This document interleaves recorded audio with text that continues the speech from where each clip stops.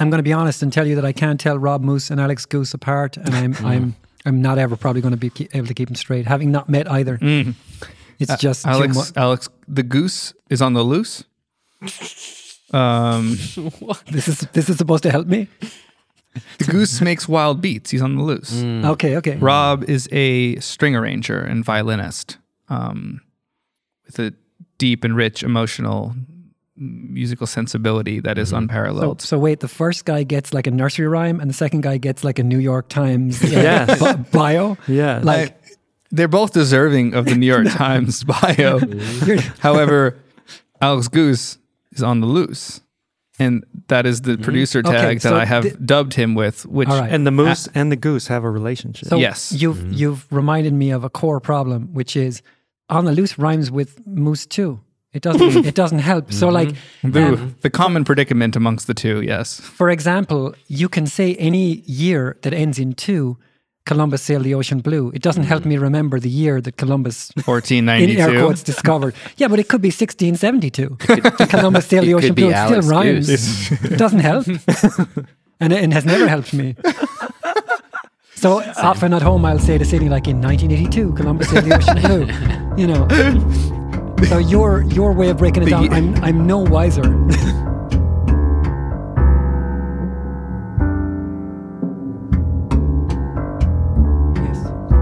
Yes. We've been interrupted by wine pour here. To episode 3. And also a little cheers to Rob Moose, who gave me this one. I'm in the process of mixing his first EP pro bono, and the funds that were going to go to me are going to his newborn son, Milo. Awesome. For diapers and goods. And he sent 4 bottles of fantastic Burgundy wine my way in 1 Côte Rôtie, which I'm very excited about. So I've never had a Côte Rôtie. I'm super curious. Saturday, I will be drinking this. Nice. Cool. Yeah. Cool. Never had a Côte Rôtie. No, I've never had one. So what is this here we're drinking then? This is, I actually don't know too much about this white Burgundy. It's something that's kind of a bit of a wild card to him that he sent my way because he knew I didn't know it. So I actually have nothing to say on it at the moment. So it's exploratory. Yeah, exactly. It's very exploratory. Before the break, we were talking about what we wanted to speak about on today's episode. And like I said, I think relationships is sort of a key theme always for us, but specifically this week, with John's new relationship, Instagram official, shout out, Niku. So relationships, kind of broke it down to at work, outside of work, friends, partners, family. So where do you guys want to start? Relationships, let's start with John. Oh my God. I'm in a good place right now. Yeah. In a good place relationally with all the things that you just brought up. So tell me about her. Well, there's so many avenues to go down. I mean, what we were talking about earlier, more specifically, was about how your relationship with relationships outside of work has evolved over the years. And I don't know all the details, and I'd love to hear about sort of how this has changed, why you feel like you're at a point now where you could have this comfortable relationship and positive relationship, both with work and outside of work and with technology. You mentioned protocols in place, right, for work. Yeah. But what about your relationship with women outside of work? Yeah, I mean, the protocols put into place all over these years lets the application I guess get me to the desired result faster so I can prioritize other things. And that has shifted from many things over time, and relationship with a woman was never the priority.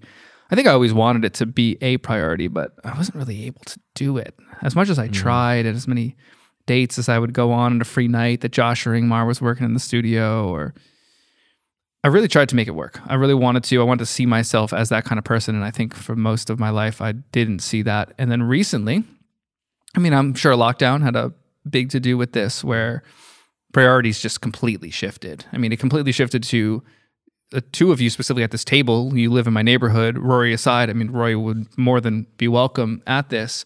It was, I need to cook dinner for these people. I need to make sure that we remain isolated together. And in that time, I was seeing this woman, and she was also isolating herself so we can spend time together. So the three of us would spend time together here and there, but mostly her and I would do that alone. And you start to reprioritize and reorient what you want your, I guess your purpose in life to be, or, man, this is really... Well, the COVID thing was really shocking, right? And it changed our lifestyles radically, all of us. Mm-hmm. But also what it did, and that we noticed and you sort of intuitively moved into, is that it changed the pace of your life. Mm-hmm. It sort of brought things into a more manageable pace, sustainable pace. And all of a sudden you started having more higher order sort of realizations. Yes. And that in our conversation, John was coming to these realizations about, oh, actually, I probably don't need to do all those other things. And I think somehow that made room for this sort of decision. Yeah, I mean, it's so much. Do you think so? Yeah, no, I do. Yeah. Very much. Thank you for that. If that's what I exuded during the time, that's valid for sure. And that being said, I should start this comment by saying that I do still love working hard, and I will do whatever it takes to get someone's song across the line when they need it by. But I've since developed a stronger sense of direct communication and feeling a bit more able to assert my needs as well. And then when I've learned to do that, along the way, I met someone that valued the fact that I did that, right? Yeah. And that was really impactful for me, because I was able to say, this is what I need, this is what I want. Right. And then she would say, cool. And like, there's no friction, no pushback. And then I would offer the same to them. And I would hope that my clients would do the same to me. Sure. And in a sense, you have to test people. So you say, hey, can I do this tomorrow? Do you mind if I do this tomorrow? And the client normally says, sure, we're not putting it out tomorrow. Mm-hmm. And then in the certain circumstances where, yes, it is really timely and they need it, like you push back and you say, sorry, I can't hang out with you tonight. I need to do this, right? So that was the 80-20 in the opposite way, where 80% of the time I would prioritize work and 20% of the time I would make that date happen, either with my girlfriend or someone that I was attempting to see. And now that's completely shifted towards, hey, I don't have to do this tonight. I kind of just want to see you, and then that will get done tomorrow. Mm-hmm. So, I mean, priorities. About Please. That. So I'm a young engineer listening, and I'm like, oh, cool. So I should hang out with my girlfriend 80% of the time. How would you speak to them in that scenario? Oh, well, does it change over time? I mean, we're talking about my kind of out of the tunnel on the other side perspective at this point. And I mean, if you can learn how to balance this relationship life, I mean, Rory can probably speak to this more. Rory, how long have you been married for? There are more tunnels, I'll tell you that. Different tunnels. Yeah, different tunnels. You're not done, and I'm not either. Yeah.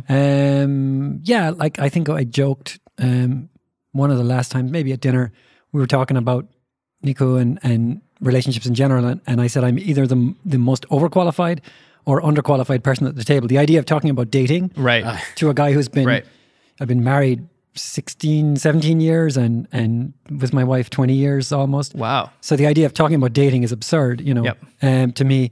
And then the idea of talking about relationship kind of sounds or seems equally silly to me, because I'm in such a different place. Yeah. Different challenges. To Michael's point, I don't want to say that I shouldn't have done what I did, right? I have zero regrets. Mm-hmm. I think that the person I was with for the first 5 years in LA, where I was developing my craft under the wing of, my mentor, Tony Maserati, and everything, as much as I did love that person, it was hard for me to see a future because I was so distracted by the fact that I wasn't where I needed to be yet, right? We can very specifically, I wasn't where I needed to be to take care of either myself or others around me, and my family comes to mind, right? So say that one of my parents got sick and needed me to come home, I didn't have enough money to pay rent and a last minute flight to go home, right? Like I was struggling so hard.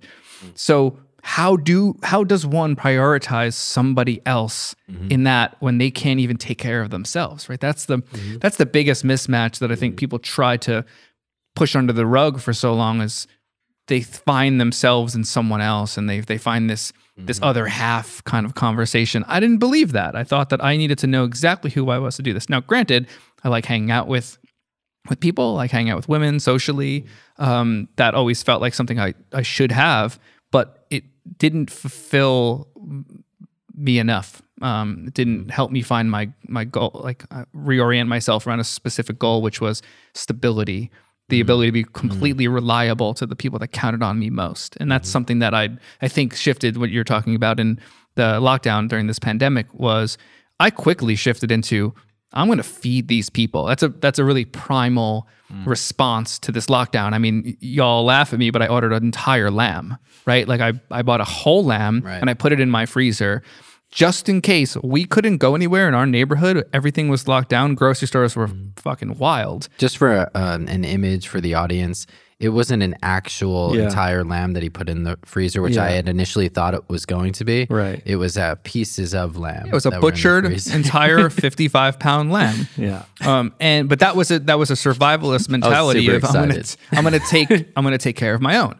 And in that time, meeting Niku, you thought it was going to be like just a before Hearst or something. I know, just like complete slaughter. Half of a lamb. I thought we were going to have to slaughter. Yeah, I was ready. I showed up. I was apron on.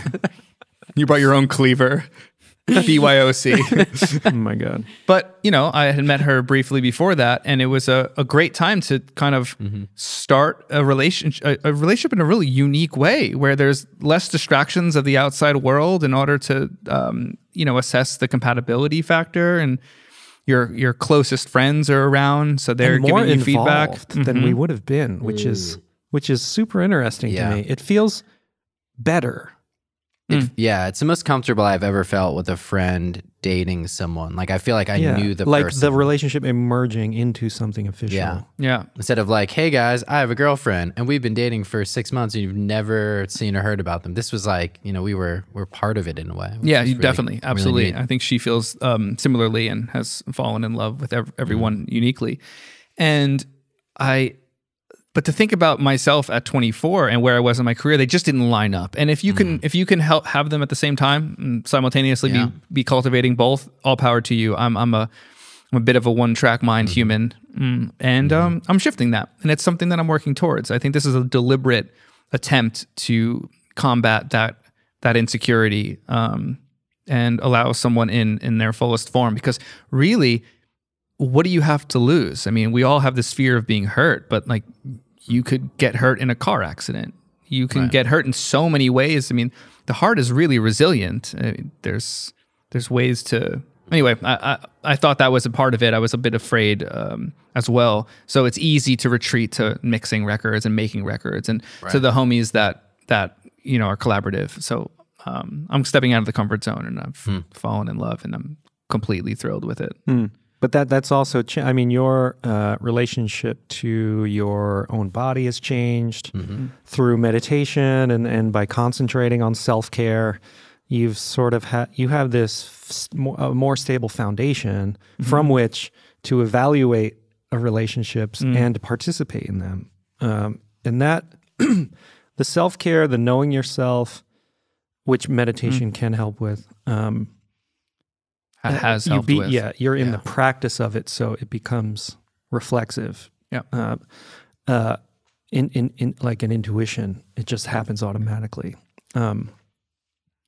It gives you a kind of clarity about other people, and that's been interesting to see. You, the overworked engineer, become like the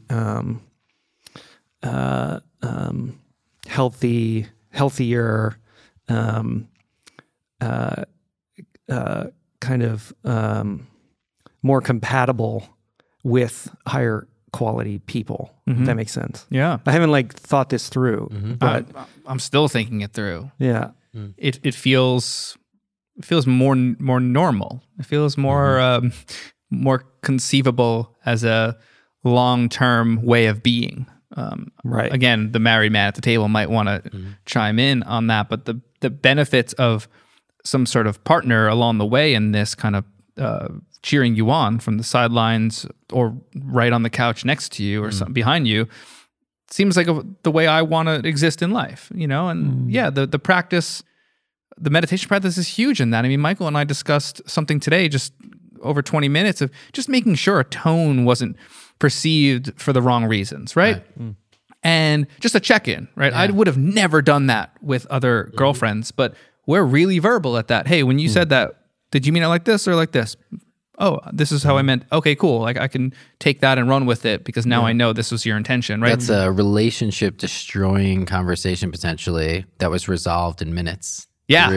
Through that practice of meditation and understanding that someone's tone might not mean someone's intention, beliefs or intent. It might not mean a negative intention. Well, projections are so strong. Yeah. We only see the world as we see it. So we can imagine someone, you can create a completely ridiculous narrative about what someone meant by saying something instead of going, hey, what did you mean by that? It's mind reading never works. No. It really... And same in audio and making, like if you're working with an artist as a producer or an engineer of any sort, and someone says they want something a certain way, like ask them more questions. I mean, that's a lot of engineer pushback I get is, oh, I'm not a mind reader. It's like, well, you don't have to be. Just get on the phone and text message and say, hey, do you mean it? What do you actually mean here? What are you looking for? You say you want orange in the bridge. What do you mean? Are you talking about like the leaves falling in an autumn wind? Like let's get a little deeper and richer into the context. If someone's saying, I don't know, and then that's a different conversation. But a lot of times artists can explain themselves. They might not speak your language. And engineer language is definitely not girlfriend-boyfriend language, right? It's a very different language. So we have to learn. And maybe I didn't know that language. I also don't think I speak solely engineer language. Of course. Yeah, that's something special about you. Yeah, it's not binary language. John, you bring up something difficult, which is the fear of conflict, right? A lot of us have fear of conflict.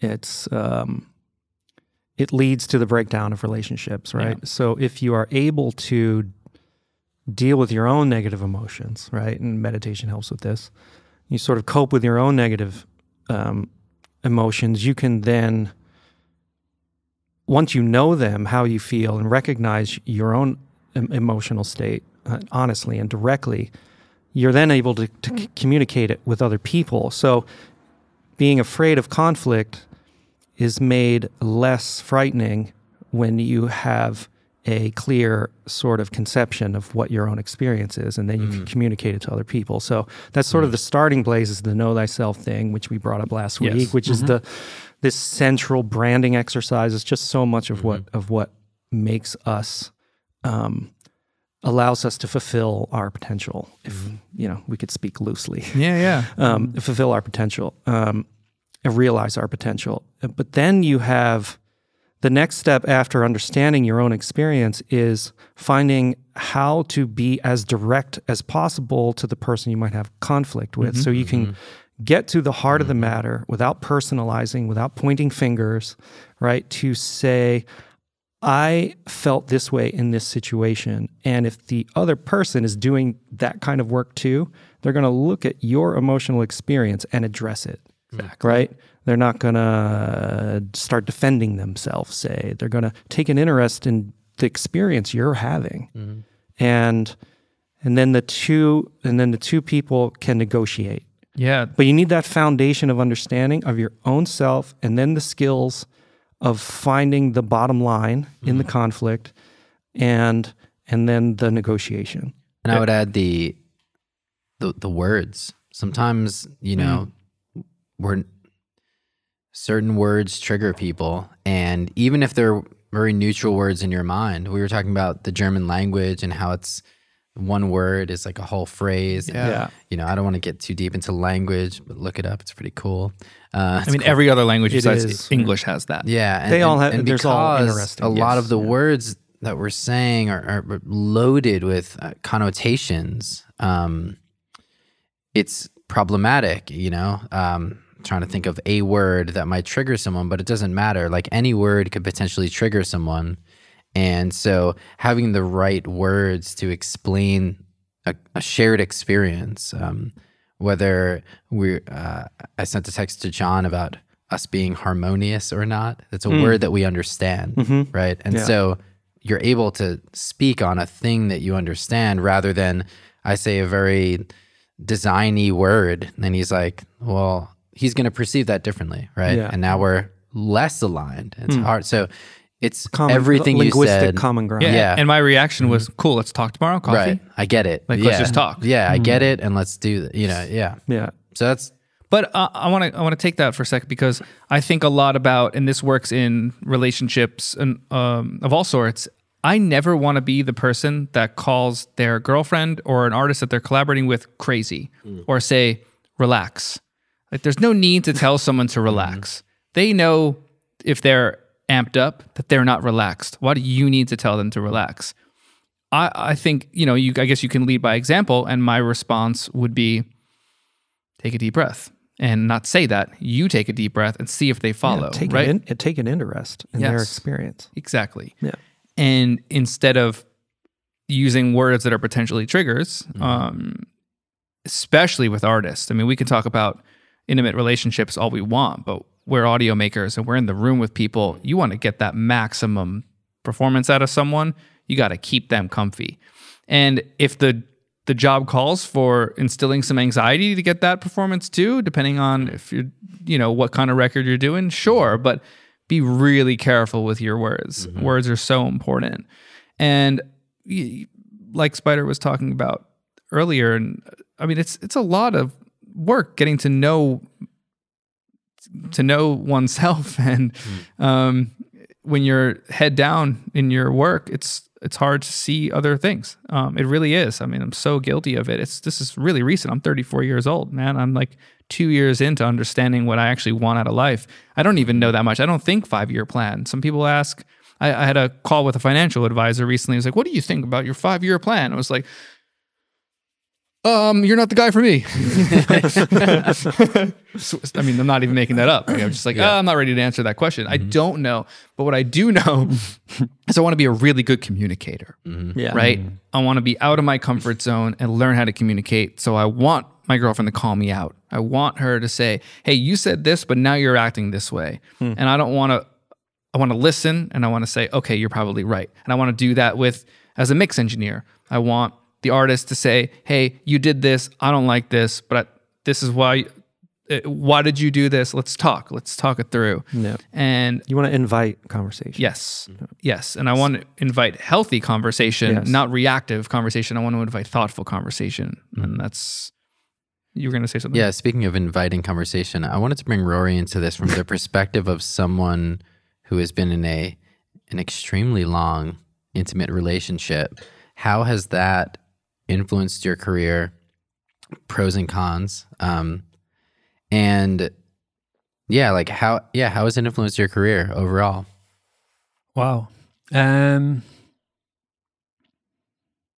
don't know, honestly. I don't know how to separate. We've been together so long, I don't know how to separate out the sort of elements, At various points, there's stuff I couldn't have done without Sydney. I needed her help, and I've needed her support and encouragement. And I think, we moved here together, moving to LA, whatever it was, 9 or 10 years ago. Obviously Sydney's from California. So sort of moving back home for her, not LA, but she lived in LA when she was younger, in Huntington Beach, but not quite LA, but it's where my sister lives. Just about. Yeah. I don't really know. Were there any work-related scenarios that you can think of where she did play a role, whether it's big or small? Everyone, really. I mean, for years we had the studio in our house. So, as frustrating as it would be sometimes to have a band in the living room, we had a very big living room in our last house in Ireland. It was, about 1,000 square feet. It was a big open plan room like this. And I would set up bands, and, there'd be amps in the hall, and maybe she's she was writing at the time, so she'd be, you know, in a bedroom with her laptop and waiting between takes to come out and make a sandwich or whatever. There was days when that was frustrating, but she talks about it very fondly, that times of just the people we had in the house and the lunches and the experience of all those conversations. Yeah, she was involved in everything. I mean, she would come to shows. I met her at a show. I mean, that's where I met my wife, is playing a gig. I finished the set. You know, I got a call at 8. Hey, I can't make this gig. Can you stand in for me? Sure. 9 o'clock, I'm in the bar, playing my set, kind of catching her eye during the set, and turn around, you know, finished at 11, turned around, started talking to her, and we have never not lived together since that night. So we spent the weekend together. She went back to the States and we were emailing, kind of fell in love over email. And then she moved back. She came back on a vacation to Ireland, like quit her job, was like, I'm going to go traveling Europe, came to Ireland and never left my house, like stayed, you know. So we've never, since the first night we met, we've never not been, as long as she was in the country, we've never not been together. It's beautiful. Yeah, it was kind of wild. So I don't know how to separate that from my work life. Fully integrated. So lovely. Yeah. I mean, I was smiling the whole time. Yeah. And I'm thinking, like, you know, to an engineer that's starting out or now, or is like, I want to be in a relationship. What is a beautiful, healthy relationship look like? I mean, it sounds like there are a lot of elements here that we should pick apart, or a few, to say, what has made you this relationship last this long? I think when Sydney hears this, she will fall over laughing at the idea that I could give any advice on a healthy relationship. We should release this on Valentine's Day. Too long from now. It seems absurd to me. I mean, you know, I think... Should we call her? That Sydney is... I think we're both kind of difficult people. I'm definitely more difficult. I'm very willful. I'm very comfortable socially in, you know, I'm not, you know, when people talk about, I have social anxiety, it's like, oh, I feel bad for you, son. I don't have that. Never had it. Always easy for me. I grew up in a, I learned this from my mom and my sister and brother. We all learned how to be social, how to host, how to engage, how to start conversation with strangers. It's super easy for me. So it's easy for me to engage with someone, but I mean, I think I'm a real pain in the ass. I mean, I'm very... And so that's what's made this whole relationship work? I think in many ways, you know... I love how self-deprecating you are, I know you're also like the most amazing person. I know. But I think she's, you know, in many ways, like... He's fooling all of us. It's easy for, you know, it's sort of... The idea that I could give advice on relationships. I mean, one thing I will say is that, you know, when I hear people talk about dating or I want a relationship or whatever, it feels very sort of uniquely American to me. It's kind of the commodification of something that is beyond that the reach of the market. So when I think about it in a, you know, I couldn't be less spiritual in the religious sense, but I think about this as just something we cannot control. And you meet the right people at the wrong time. You meet the wrong people right when you need help. You make bad choices, and you. I think if there's a persistent myth in American culture, it's that you meet the one. Right. And early on, there's a friend. There's a friend of Sydney's in Ireland. Her old boss's dad. They owned a bunch of stores in town. They were a really great family. And he, early on when we got married, I think we were going through a rocky patch. I don't even know, was that what Sydney was talking to him about? But he was like, look, you guys won't have any fucking clue what you're doing until you're 10 years in. Just, it's going to take 10 years to even get your sea legs here. So just go easy on yourself. Wow. And we were just joking about it the other day, laughing, and like, we're like 10 years. It was probably a little longer than that. And I mean, there's so many elements to it. Adopting the girls, right? The shared project of parenting kids, the shared commitment, that's huge for us. And And I think that when I was listening to you guys talk about collaboration and, relationship or conflict, my intuition was, if there's conflict, let's restate the common goal. Let's say, before we get into it, let's acknowledge that we're all here for the same reason. We're all here because we want to serve. So like, I'm thinking of me and Maurice and our different approaches when I used to work at PMC. Right. And it's like, Maurice wants to do it this way and I want to do it this way. And there's conflict. And it's like, it's really good to stop and say, take stock of the fact that Maurice really, really, really wants to serve our shared client. Correct. Like, like it's deep. It goes all the way down to the bedrock, right? Yeah. So acknowledging that, openly saying it is really important. Like, hey, before we start tearing strips off each other, as we would say at home in Ireland, let's acknowledge this. I know why you're doing this. I know what you want, but I think there's another way. I always say align on outcomes. Anytime there's a conflict, like what are the outcomes you're looking for? And are you aligned there? If you're not aligned there, there's a real conflict. If you're just if you're misaligned on how you're presenting it, that's easy to resolve. Yeah.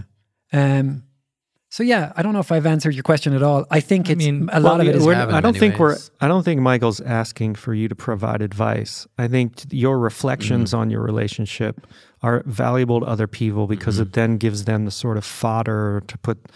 It's a different perspective on a thing that is universal, and then people can sort of take it in and just use it as a way to understand their own experience the future. The summary, if I had to give someone an advice on, certainly when you graduate to marriage level, all it is a commitment to figure it out. Right. It is not a declaration of a magic pairing or the finding of the one. Right. Because when I was early, not long after we got married, one of my uncles that I wasn't super close to, but I really like, he said to me, he was like, look, and he's not the kind of guy who stops and gives you advice, but he was like, look, and he's really good with his wife. They're really good together, and they've built a really good life. And he said, where possible, he's like, find stuff you can grow together on, because he was like, if you don't consciously grow together, you're going to grow apart. He's like, the growing happens. So you need to find things that you grow together on. So like he was talking about at the time, they had bought a house in France and it was a project for them. And he was like, it sounds superficial, but it's a shared project. And, kids certainly have been that. Now for them, it's grandkids. And there's a shared vision there. There's a shared joy, one other thing that not quite a pivot, but going back to what you were talking about when you mentioned knowing yourself. From the outside, I see it definitely in the time I've known you, and we haven't known each other closely very long, really, even though we've known each other for a minute, which is true for Spider and I too. We've only really known each other closely for a couple of years, even though we met, I don't know, eight years ago, whatever. 2.5 now. And but when you talk about knowing yourself, a lot of the things that we include in that project of knowing ourselves are just stories that we tell ourselves that when you get to a healthier place, you shed. Right. They're just narratives. And what came to mind when you were talking was Byron Katie. So I don't know if any of you guys have engaged with her stuff. So Byron Katie is... sounds really familiar. Yeah, Tim Ferriss mentions her on occasion. I don't know how we found her. She had a kind of a profound impact on my life. Byron Katie is, for lack of a better word, kind of a self-help guru. A very condensed version of her story is she was a young mom, I think alcoholic, maybe drug addicted, wildly depressed and dysfunctional. Unfed kids, she's crying on the floor for days, dysfunctional, right? She tells the story, much more eloquently, but basically, and she had she transformed her life. And she has this thing that she calls it the work. And it is it's a sort of a retelling of sort of the Buddhist thing or a reimagining or, another way of coming at it. But her catchphrase is, who would you be without your story? And it's that we internalize these stories that often inhibit us. So you are a kid, a 5-year-old, and you sketch out, a clown, and your dad comes home drunk and says, that's fucking bullshit. And you take that story, I'm bad at art, I suck, nobody loves me, whatever. Yep. And you carry that. And so she has this process she calls the work, which is a way of interrogating these ideas. And it's really powerful. And so when you talk about knowing yourself, when we talk about knowing ourselves, often what that means is clarifying, polishing our stories. It's I mean in the common parlance, right? Of course, yeah. But going deeper than that, I hope that we can all shed these stories. I want to disrupt the stories. Yeah, and good and bad, because there are stories like, I'm exceptionally good at, fucking Lego or whatever, whatever people believe about themselves and retell. And it's like, the 5-year-old you is exceptionally good at Legos, I'm sure. Well, whatever, it's or like, even the narrative of what you're doing right now is the best possible version, and then you're stuck not evolving, So there's narratives that we're carrying and writing all the time. It's that arc that at 18 you know everything, and then you slowly realize, as you get older. Yeah. Well, no, keep going. I mean, so anyway, there was one thing which was you mentioned about. Let me remember it properly. I think you were talking in relation to a partner and saying, you didn't listen to me or some. What was it? It was kind of, you were accusing someone of something else, and then you turned it around to look at yourself and like, oh, maybe I need to do this, right? Yeah, sure. And she has a very Byron Katie has a very deliberate thing as part of the work. So the work very simply is this process of, you think about a person and you think about, so let's imagine that my work, I come into the process and I'm angry with Spider, because Spider never listens to me. Spider never listens to me, right? I'm angry. My husband, whoever, my wife, whatever, my dad never listened to me. So I hope I remember correctly because it's been a long time, but the first question she asks is, she says, tell me the story, or, tell me what you're working on. Spider never listens to me. And she'll say to you, is it true? Spider never listens to me. Never, ever? Has he ever listened to you once? Because if he has, it's not true, right? So she interrogates it at that level. And then, so you say, yeah, it's true. He never listens to me. And then the next question is, can you know it to be true? Is it possible to know that? Yeah. I've seen people fold at that question. Yeah. Because she does this in a room. You get 200 people and she works through the process. Some people will hold out. Yeah, I know it to be true. He never listens to me. And then you get to a point, I'll forget all the steps, but one of them is what she calls the turnaround, which is you flip it and you say, I never listened to Spider. And I've watched people like fall on their knees crying at that moment, where it's this like, oh fuck. Yep. I am projecting all of this on him, her, mom, dad, my partner, whatever. And it's this like realization that they're telling a story about the other person, projecting Trump style. But that's what came to mind when you mentioned that. Yeah. I mean, I have a story with that, because I used to tell my story, used to tell a story to myself, which would be that I don't deserve to have somebody that cares as much about me as I care about me, because I didn't even know if I cared about me enough. So I'm in the studio locked in. I'm like, no one's going to love me, right? So who wants to live this way? I mean, it's ridiculous. Is there a woman that wants to live this way with me? Exactly. And, all the sacrifice, or we call them sacrifices. I don't actually know if I believe every single thing was a sacrifice. But that's a whole other thing. Or are they necessary sacrifices at what level on the spectrum? No, there are people writing things down right now. I wanted to add something about the myth of the question, who am I? I mean, I think that question is and can be really stifling for people's growth, because they're seeking an endpoint. They're seeking the answer of, oh, this is who I am. Is that the end of the narrative? I'm an engineer, and now I've answered the question that this is who I am. And that's can the path towards that can be filled with growth. And then you hit that and you might say, well, wait, that's it? Wait, okay. Wow. I'm only so much there. Yeah. Go Spider. Ready. Yeah. So this, okay. So I was thinking, okay. Go for it. Know thyself. Okay. If you were to add another word, what would it be? Right. Or if you were to complete that sentence, what would it be? Know thyself, fucker. Well, Period. the self-deprecation never ends. I was going to say y'all. Y'all. Know thyself, Know y'all. thyself, y'all. Yeah, that's Greek. That's meta. I like Greek. It's not Greek. No. I would say that not know yourself in terms of have a complete and high resolution retellable story about yourself. That's not what know thyself means. Know thyself means be aware of what's happening when it's happening. Mm-hmm. The you that you can notice, the experience you're having, the emotion, and the feelings those emotions are producing. Pay attention to that. Be aware of it, and be aware of it as much as possible. That's what meditation is the practice of, right? Not mindfulness meditation, is to notice that you're noticing.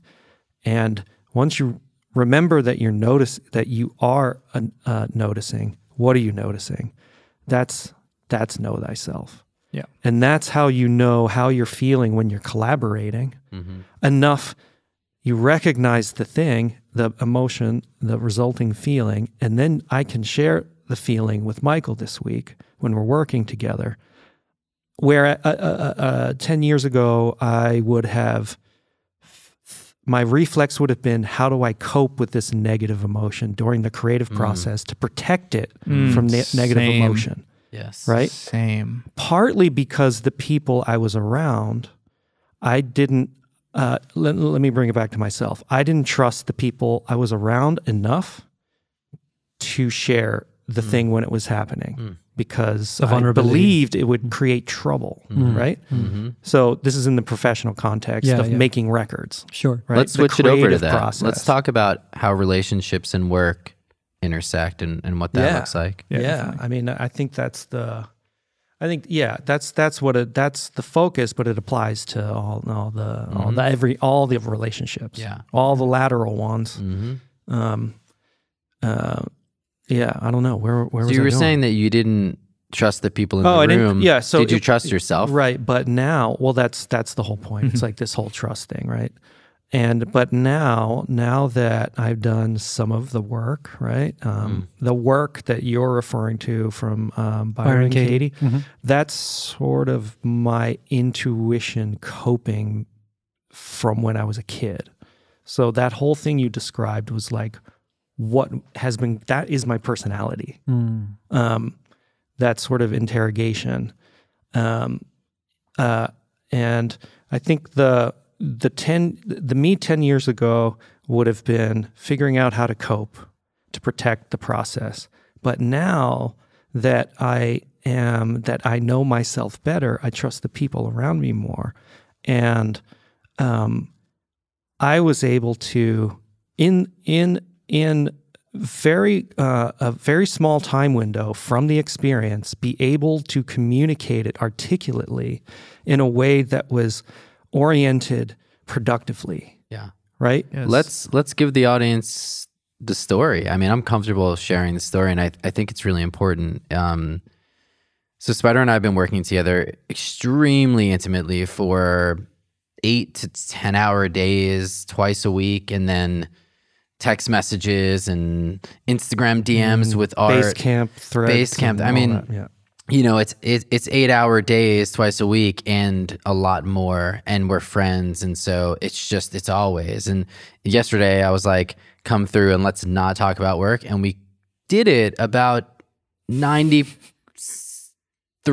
of the time. Oh, that's impressive. And I was proud of us, but like, it was hard even then. You know, I thought you were going to say 90 seconds. We did it for 90 seconds. And it was all work. No, I was really proud of us, but it was really hard. I want to set the really fired up. We've been fired up, and you know, everyone that I know that's close has seen the fire, and it's a good thing. The expansion is great. It's a great feeling, and it cascades to everyone I see and speak to, it's a positive thing. But like all positive things, there's always a cost.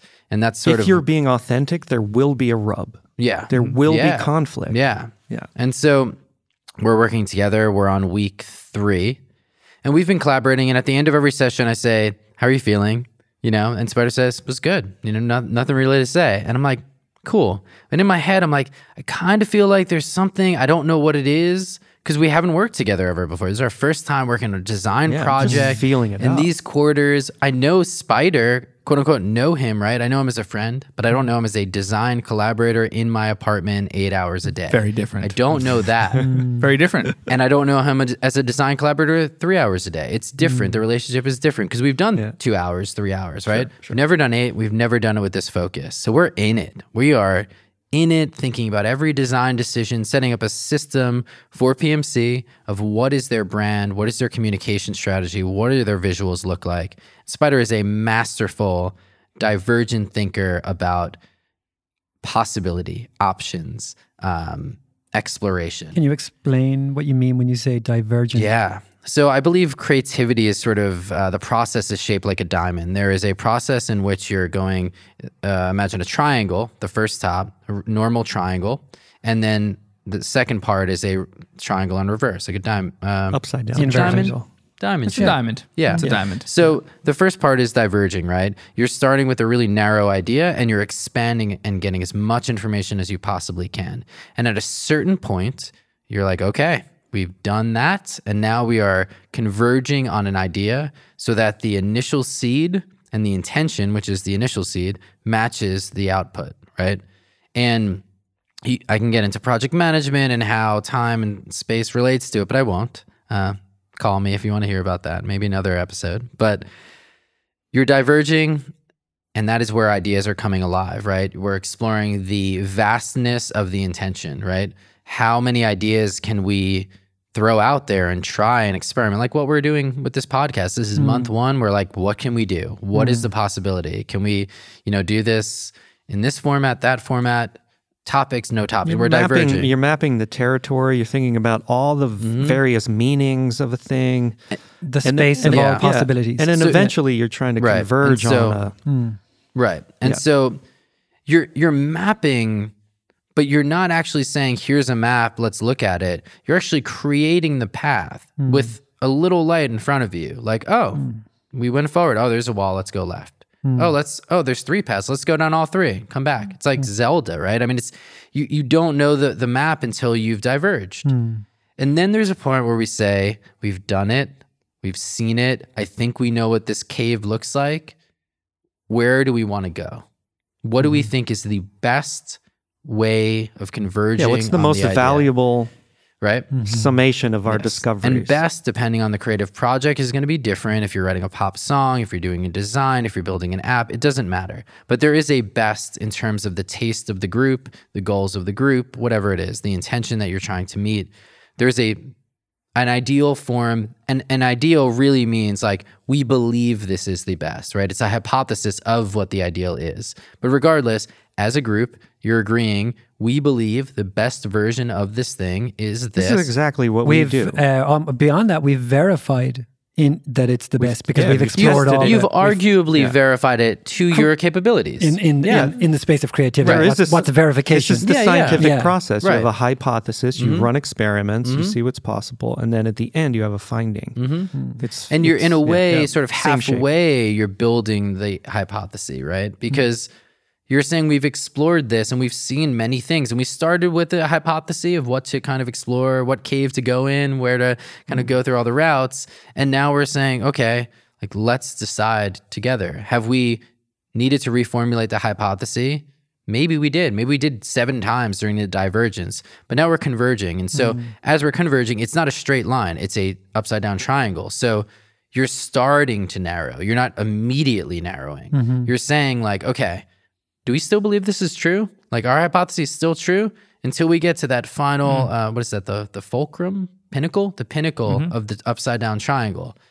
Now you should be certain. And ideally, the entire team, whether that's 2 people, 10 people, 100 people, I've dealt with the scale of all of those, ideally every one of those people believe the same thing to be true and are aware of at least the most important decisions during the divergence and convergence process, right? The reasons why. Yeah. So back to the story. Spider and I are working together. We are currently in the divergence stage, right? We're about halfway through. I'd say we're almost at the point where we're going to begin to converge, but we're at, and we've honestly started. Let's just say 50%.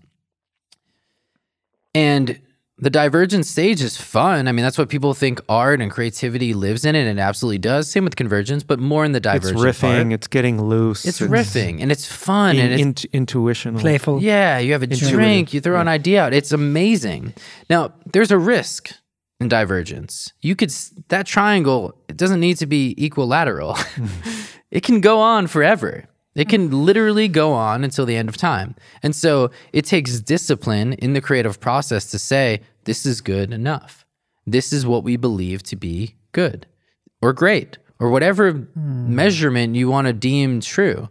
I remember my first job, it was the first time I learned about this point. And it was a designer saying to me, he would say, he's a super funny guy, and he would always joke, and he would be at his computer. He was designing like literally 7 projects a day, John shit, you know? And he'd be like, good enough. And I was like, good enough? Like, what a dick. He doesn't care about design. I hate that. And I hated it. Hated it. And my boss and I would always be like, what the fuck? He's talking good enough. So one day I was like, we'd always go out to lunch every day. They taught me so much about basketball too, and I knew nothing. Anyway, I was like, what do you mean by good enough when you say it? He's like, I've been designing for like 25 years, right? I know how to design. I know what great design looks like. I love it. I know what my clients need to a pretty high degree, maybe even more. Maybe it was 30 years at that point. When I say good enough, it's not your good enough. You know, it's a different good enough. And the good enough to me means I'm happy with what I did. I'm not running myself into the ground, endlessly diverging. I know how to diverge and converge in a way that is a pace that makes my body feel good, my mind feel good, the client feel good, their customers feel good, the outcome look beautiful, the team enjoy it. So when I say good enough, I don't mean you scribbled a thing and sent it to the client and we're like, good enough. Yeah, me out of college, my first job, my good enough is not his good enough, right? It's still not. He was amazing, and he still is, right? It needs to be fully functioning. Right. Yeah. And so, you know, it was his shorthand for saying I'm at peace with the work that I've done. But what it also signaled to me was, when do you know when to say good enough? Right. Right. And the shorthand version of good enough. Right. When are you done and what is done? And so that is the point. That is where the two triangles meet. That is a halfway point in which you say it is time to converge and time to either hand off or whatever the things that you need to do to converge need to begin. And so after that experience in my career, one of the skills that I then needed to learn was, when do I say good enough? And so how can I converge in a way that when I get to that point, I'm happy? I'm not like, oh no, this is going to be terrible if we converge. And also, how do I know that good enough actually will mean that the outcome is good enough? And so it was something that I was always exploring. And until I saw the divergence convergence model of creativity, I was very confused by how to kind of, pinpoint that. When I saw that divergence convergence model, I was then able to start understanding the course of a project, and then by nature, the steps in which you needed to go from diverging. What do we need to do to diverge? And what do we need to do to converge where the whole team's happy? Because I think the end result can be a beautiful product and everyone hates each other. And I don't want that, right? I want an end result where it's a beautiful product and everyone loves each other and wants to do it again. And maybe there's friction, sure, but... So what would engender that frustration? People feeling they didn't get, they weren't heard? So... They didn't get to explore terrain, or they were shut down early when they were just finding their flow. All of the above and more. So getting back to the story with Spider and I, so now that we have this model of divergence, convergence, Spider is a very divergent guy. I'm a very convergent guy. And there's a reason that John and Rory, both of you, set us up, right, to work together. You knew intuitively that we should work together. You didn't know this model or how that operated, but we fit like puzzle pieces because this divergence convergence process is every idea that arrives, right? A lyric, anything, if it isn't as good as you think it can be, it has to go under this process to become better. Mm-hmm. You have to think about what it might be, and then decide what it is. Right, right. That's how everything happens, I think. Yeah, and so, you know, we're going through this process, and we're on the divergent phase, and I'm checking in, but I know there's something not right, right? And you just know. On a project, you just know. You know with your friends, you know with your family, you know there's something not right, and you can always pinpoint it. And to the point earlier is having the vocabulary is essential, and also having the mindfulness to say, hey, I don't think something's right, let's talk about it, is also important, right? So we're diverging.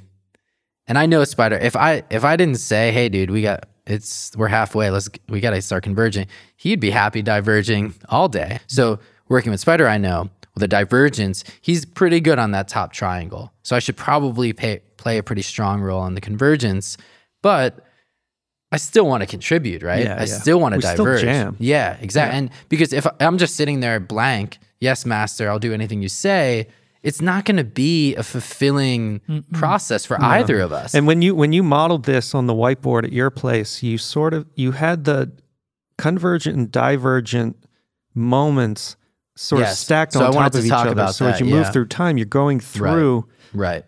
Yeah.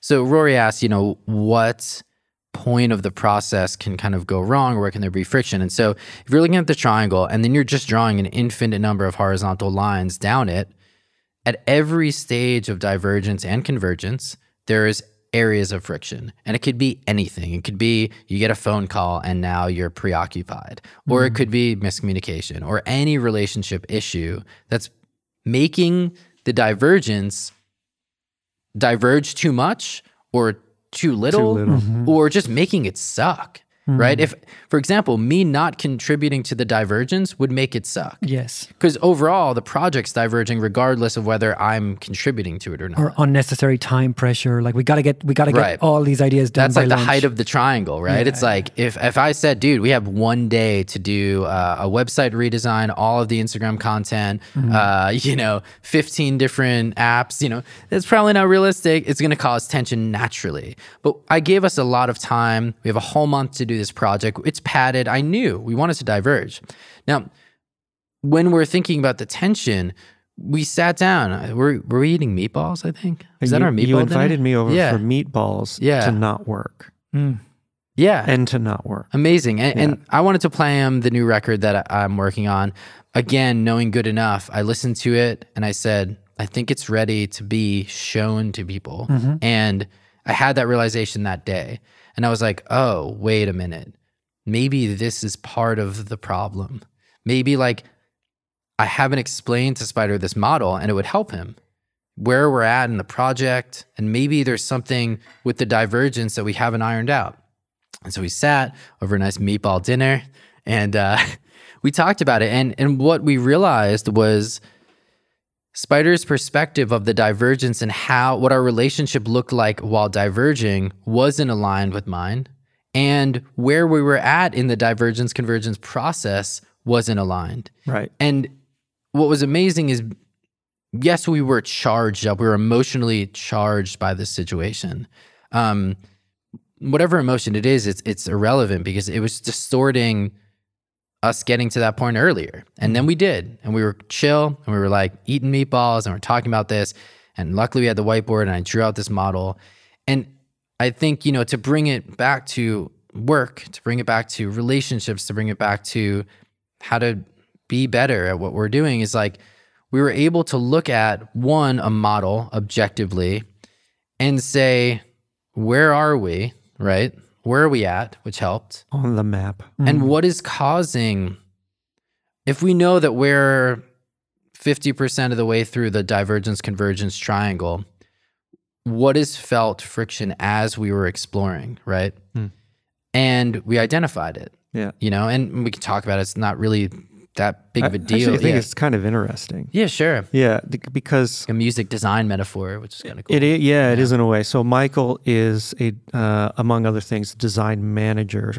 So you're talking about creating a process as a system to achieve a goal, and it gets quite complicated, especially with larger organizations.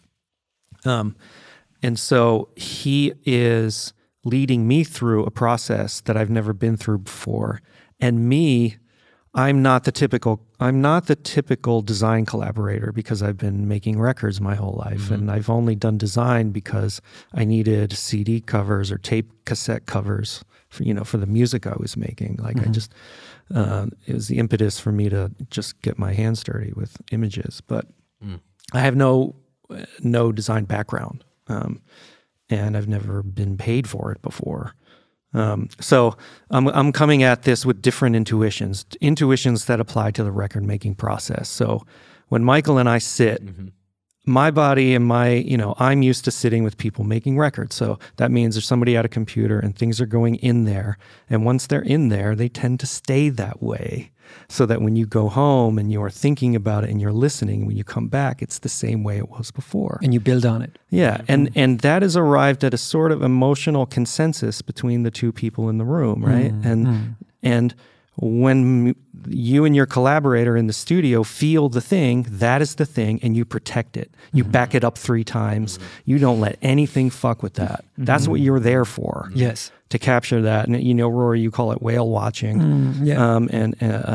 And it doesn't just show up, right? Right. You have to, you sort of have to make space. You don't for scare it. The whale away. Yeah, you don't scare it away, right?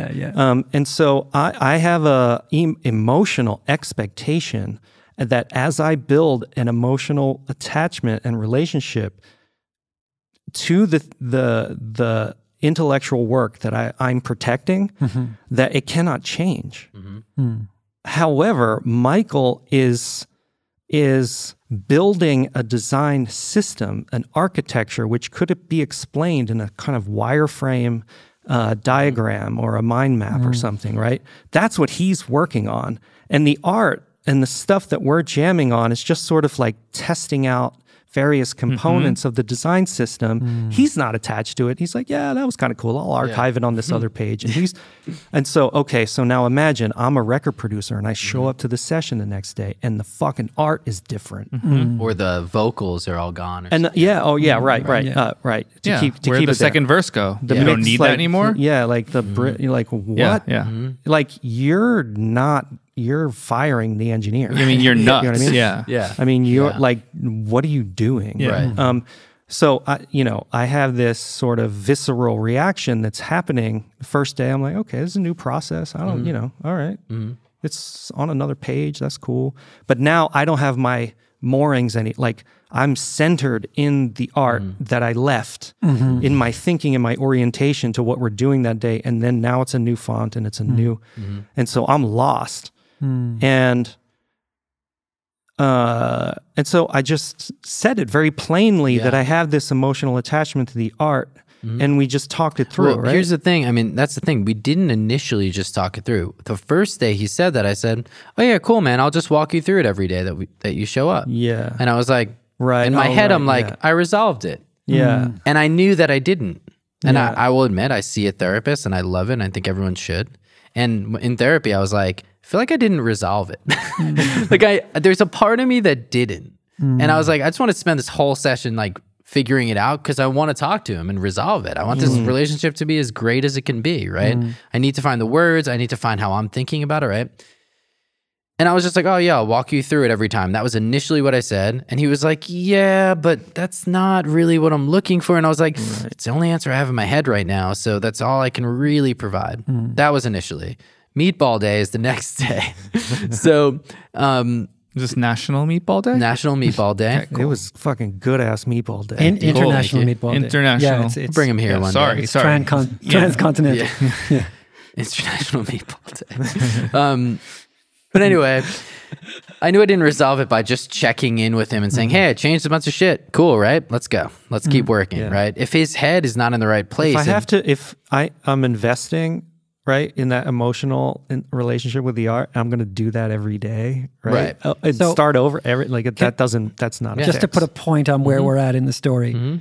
Spider is making a record, a punk record. In his head. Yes. And you're evolving a system to make punk records. Right. So you're like, we should probably you're testing things and sort of refining process, whereas he's actually making, in his mind, he's making a specific body of work. I thought we were getting bits the whole way. So, you see what I mean? Yeah. So it goes back to what we were talking about with the language, right?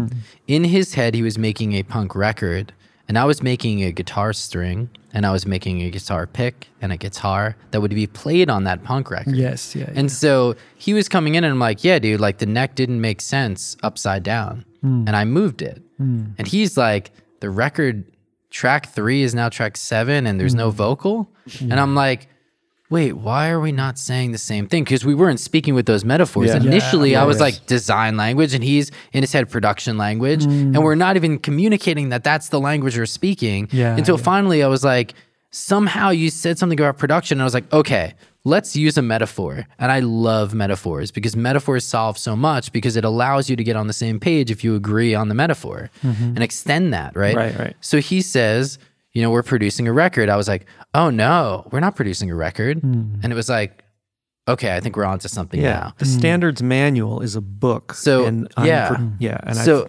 like, well, what are we doing then, right? And I was like, well, we're kind of making, and luckily I know the music world, I was like, we're kind of making like an audio plugin that you're running a vocal through. Your vocal is what you're trying to say as a business, and we're running it through to add reverb or delay or some effect, right? We're making the plugin and the presets for the plugin. Right. We're not making the song. Right. And that was the moment where it was like, oh, we're finally saying the same thing. And what's so subtle about this and interesting is that I knew we were making a design system. Right. I just thought the art was keeper shit because it looked crazy good to me, and we both liked it. So that's how subtle it is. But it's still there. Yeah. No, it is. No, the question was, but I need to put my emotions on hold. Right. And I need to because before I was looking for, I'm like, okay, so my intuitions don't match the process. What? Well, I'm just thinking about trying to gotta go. He's charged. I'm just like thinking about how this relates to the room when you're making a song too. I mean, this is insane. Like, goes back to me for this whale watching analogy. And look, there's got to be a captain of the ship, right? Captain starts the engine, takes off, and at the same time, you want this reliable person to dock the boat. I mean, I don't know how to, I'm the boat docker in the room. I'm mixing, I'm finishing. Like, people call me a finisher. They don't even call me a mixer sometimes, which I love. And that's another thing that I always want to talk about is like, what is a mixer versus what is a finisher? Where in the engineer hierarchy are you in the room, and how long do you last with the song? I like today how we were speaking about the mix engineer is part of the convergence process, but they also diverge and converge in their own process. They also can, they don't always do. Yeah. But that's not my point. Anyway, But along the way with your co-collaborator, whether you're co-producing or the engineer and the producer, whoever the captain is at some point says, yo, take the wheel. And that person you're in the middle of the lake and they do fucking donuts. They do wild shit because it's safe. I mean, like, what's going to happen? You're going to turn the boat over? But the captain docks the boat again.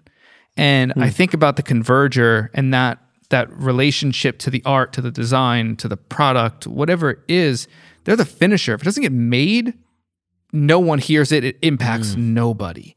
And that person, and when I think about the divergence and the convergence use of language and that diamond that we're talking about, you need both parts, but the converger is a reliable person at the end of the day that a lot falls on. And then I just think about the spectrum of where you want to fall on that. And though they're both important, I have the non-equilateral triangle of the endless divergence seems like what separates people that have true success and kind of sustainability. And if you don't fall high on that spectrum towards that convergence ability, then you need to collaborate. You need to find someone. Yeah. And what we were talking about, kind of this whole conversation of looking for how to be vocal and communicate in this is the most important thing. Not everybody can do it on their own. Most people can't do it on their own. There are a few savants that Kevin Parker's in the world that can really deliver from start to finish a very concise, cohesive idea on an album or someone that sculpts a 100-foot sculpture by themselves without a team of 27 people, like installing it in the middle of a body of water under a bridge, right? Like this is high level shit we're talking about. And if you want to have concise ideas and concepts, you might have to run them by someone. So it's the converger that says, cool, it's now time to enter this stage. Good enough. Yeah, but I don't even.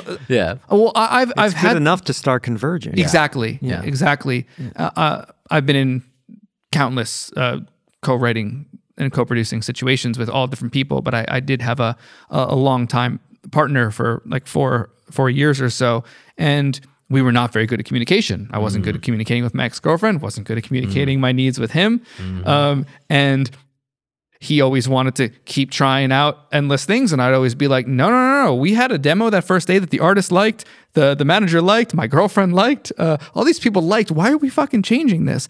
But there was so much beauty in his want to go far, but none of those songs ever came out. And it made me push back and say, okay, cool, I don't want to write songs anymore. Am I ever going to meet a collaborator that will finish an idea and actually let it be put out? Like, I think that's why I probably became a mix engineer. Like, I love saying this is done. I think I have a skill that is, this is not good enough. This is actually great. Right. Like, the people involved in this made great shit, and they're incapable of seeing the greatness. And I think I'm good at understanding the greatness. I just like, I'm hearing you talk about this, and I'm like, man, the majority of those rooms, when you don't have a substantial developed relationship with your collaborator, are not fruitful. I mean, I would love to hear people, I would love to have a songwriter on our podcast that has 10 plus, I don't know, top 40 hits. Like, all with different co-writers? All with different co-writers, and also with one... did any of them happen on the first? No. Did any of them happen on the first meeting with that person? Was there like crazy magic? I mean, that can happen. You can fall in love at first sight. I mean, I believe in that for sure. But I'd love to get some statistics and hear that from. It's curious, from someone out there. Yeah. Can we take a slight detour? Yeah, please. So I'm going to just jump on this one while I still remember what it means. Find your collaborators. So that 4 years. So we got to be careful. Listening back to our recording last week, I had this sort of realization that in communicating with you guys and following up on stories you told and reacting to them, I told stories of my youth or whatever, and they were true, but they were also very one-dimensional is diminishing them, but they were one aspect of the story. So I want to be careful that when we talk about your collaborator of 4 years, that we don't diminish that and we don't make it seem negative or useless or a waste of time. But I wonder if, in finding, so Spider the Divergent, Michael, you're more than convergent, but let's simplify and make you Michael the Convergent. Yes. And we have this pairing that's very productive right now. You... In this relationship with your former co-writer, it isn't quite working. It isn't quite, maybe there was energy in the room. Maybe you were having fun. Maybe you were good friends. Maybe you enjoyed the same things. But ultimately, the output wasn't there because there was this sort of rub. So I wonder sometimes, there's these narratives that we hear via Mix with the Masters and Gear Sluts and, these books that we buy, try and understand and get better. And one of them is, you find your people and you go with them and you work hard and you sort of hone workflow, but sometimes they're not the right people. And you would have been much better off in that 4 years. And maybe you did, but co-writing with 50 people until you met that pairing that worked, rather than sort of committing to one person. Yeah. So I'm, again, for the purposes of the point, I'm simplifying. I'm sure you did write with other people in that time, but it's this thing of, where we want to maximize. It's like when you're young and playing in bands or playing music at the start, you want to try and play with as many people as possible to figure out where you fit in, what it is sparks joy in you and creativity in you. If you're divergent, find the convergent person. I was perfectionist and kind of divergent and didn't ever really find my pairing musically, you know, or I talk them down.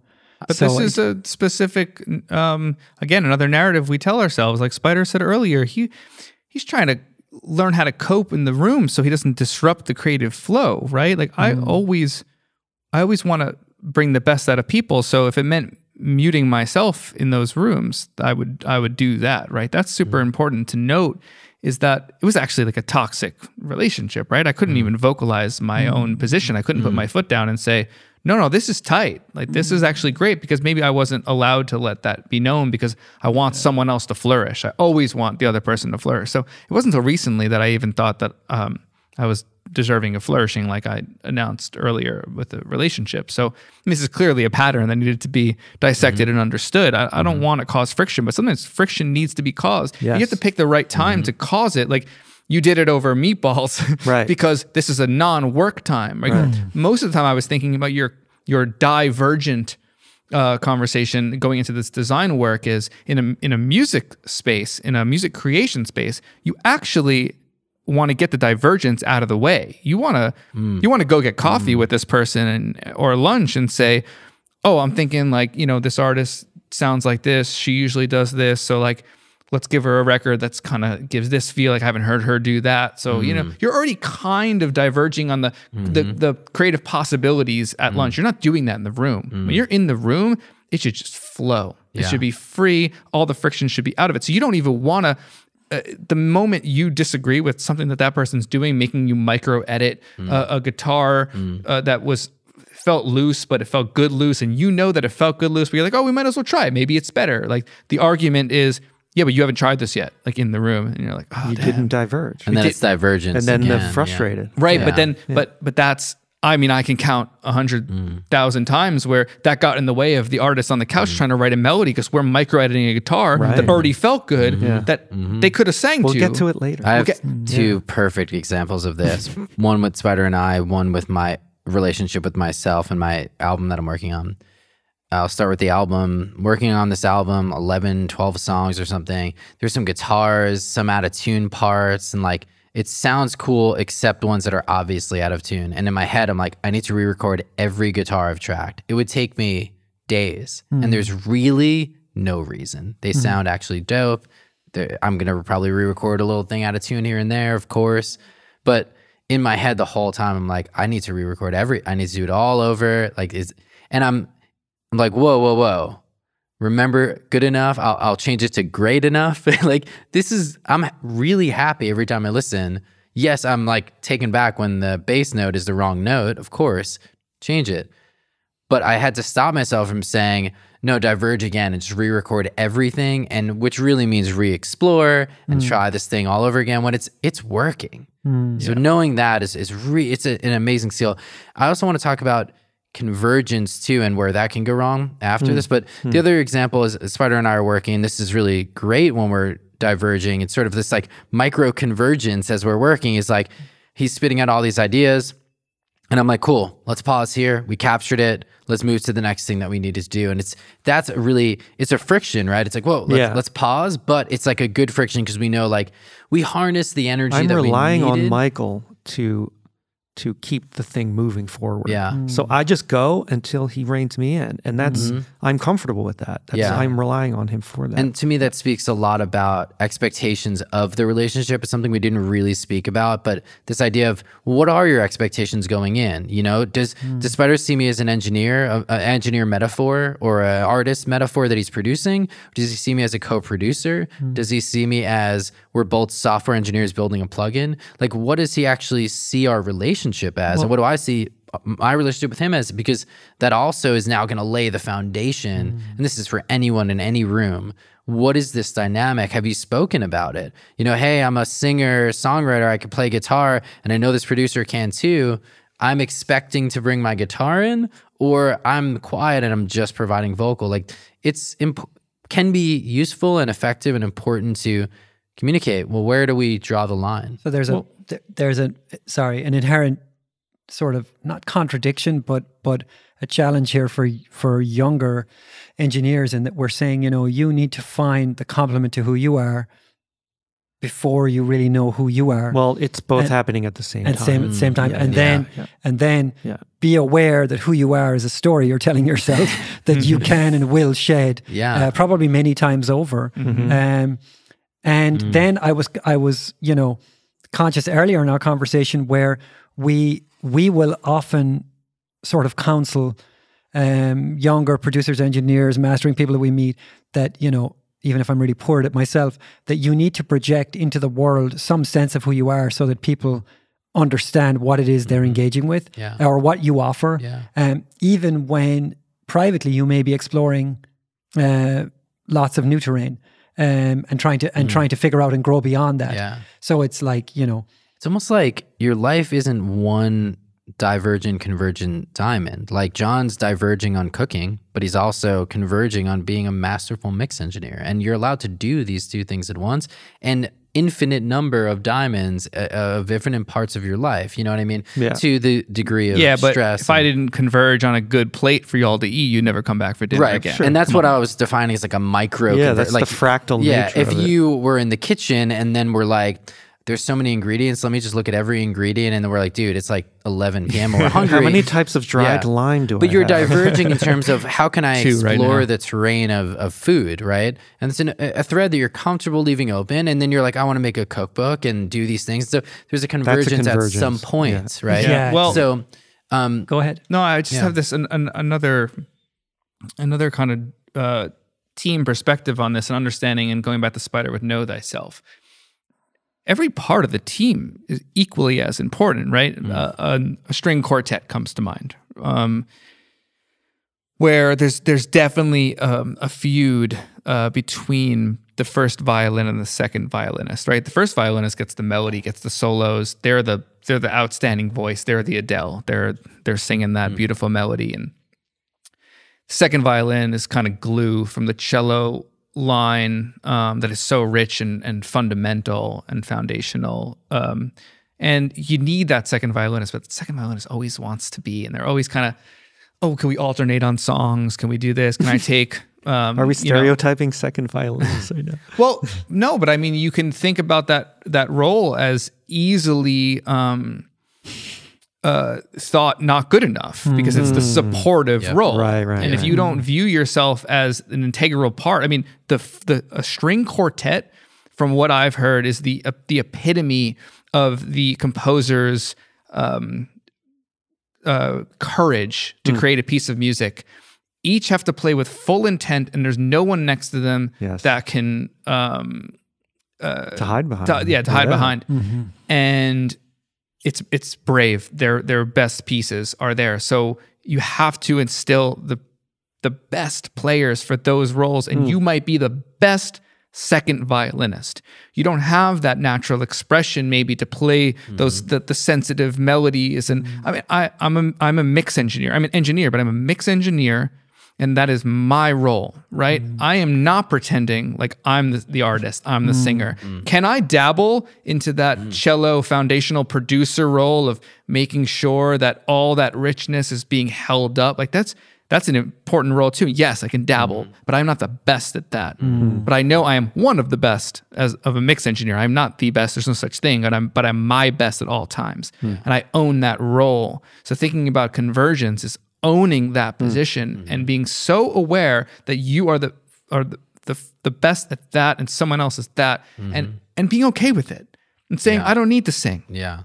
That's that expectation things. The best conversation, and it was the first conversation I had with a new director when I was working in the corporate world. I became a manager, and above me was a director. And the very first conversation, I was like, I worked with other, managers in the past. And sometimes great, sometimes not, sometimes okay. It's like, what do you expect of me? How do we operate in the room together? What would, in your mind, what would make me, the guy that's doing it right? Because I obviously have my own ideas and I want to talk to you about them as well. And I even have ideas of what would make a good boss for me, right? I kind of know how to operate, and I know what I need help with, and there's things you'll identify too. And we talked for like 2 hours about what he expected of me, what I expected of him, what I expected of myself, what he expected of himself. And we held each other accountable to our internal growth as well as our, external growth, right? So he could then point to, you said you wanted to do this, but I'm not really seeing that, or, not in that way, but here's some ways that you can do better at that because you said you expected that of yourself, know? And we've agreed that that's what the bounds of our relationship were. And it made the relationship for the years that I was working with him excellent because we knew what role there was to fulfill. And we also knew that when the time was right, we could easily reassess that. You've done all the things and you've been fulfilling all the things, but what about this now? You know what I mean? I mean, we should all have check-ins with our people. Yeah. And I think, to me... Go to dinner. Take meatballs, them out for a drink. Man. Just make your friend meatballs and figure it out. No, it was actually very profound for me because so we're having this conversation and over meatballs and it's important. And I'm talking and I'm listening to myself talking, right? The takeaway is the meatballs here, not the techniques. Moroccan meatballs. They weren't takeaway, they were home. They were home. Sorry. We did have takeaway meatballs like 2 days before though. Yeah, we did. Not as good. Not as good. Not nearly. So I noticed myself talking to Michael and I'm like, oh, this is, I'm actually having a very clear and direct conversation about emotional discomfort in the creative process, right? So I'm like, while I'm talking to Michael, right? Awareness. And then I'm like, this is interesting. And then Michael, at a certain point, it clicks in Michael's head and he goes up to the board and he starts essentially teaching me some high level shit.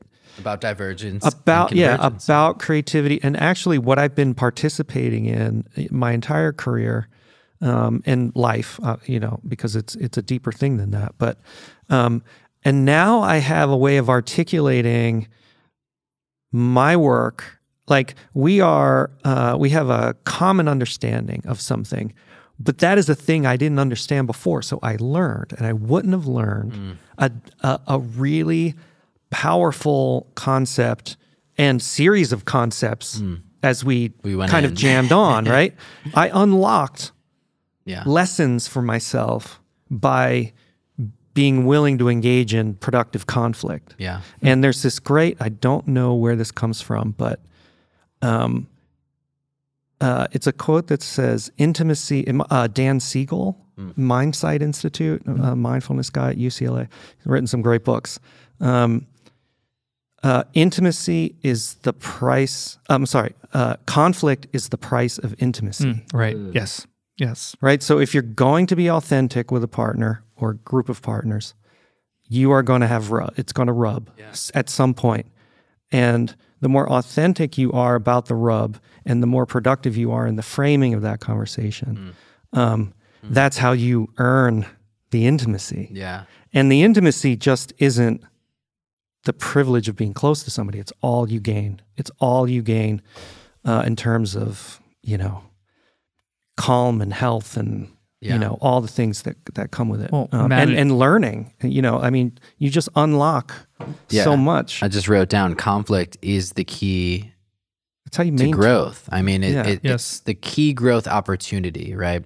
You could see conflict as like, this is just something I need to get out of as soon as possible. So Spider says he's angry. I say, I'm sorry, whatever you want, and I'm done. And no one's learned anything. Right. Or I say, you're angry.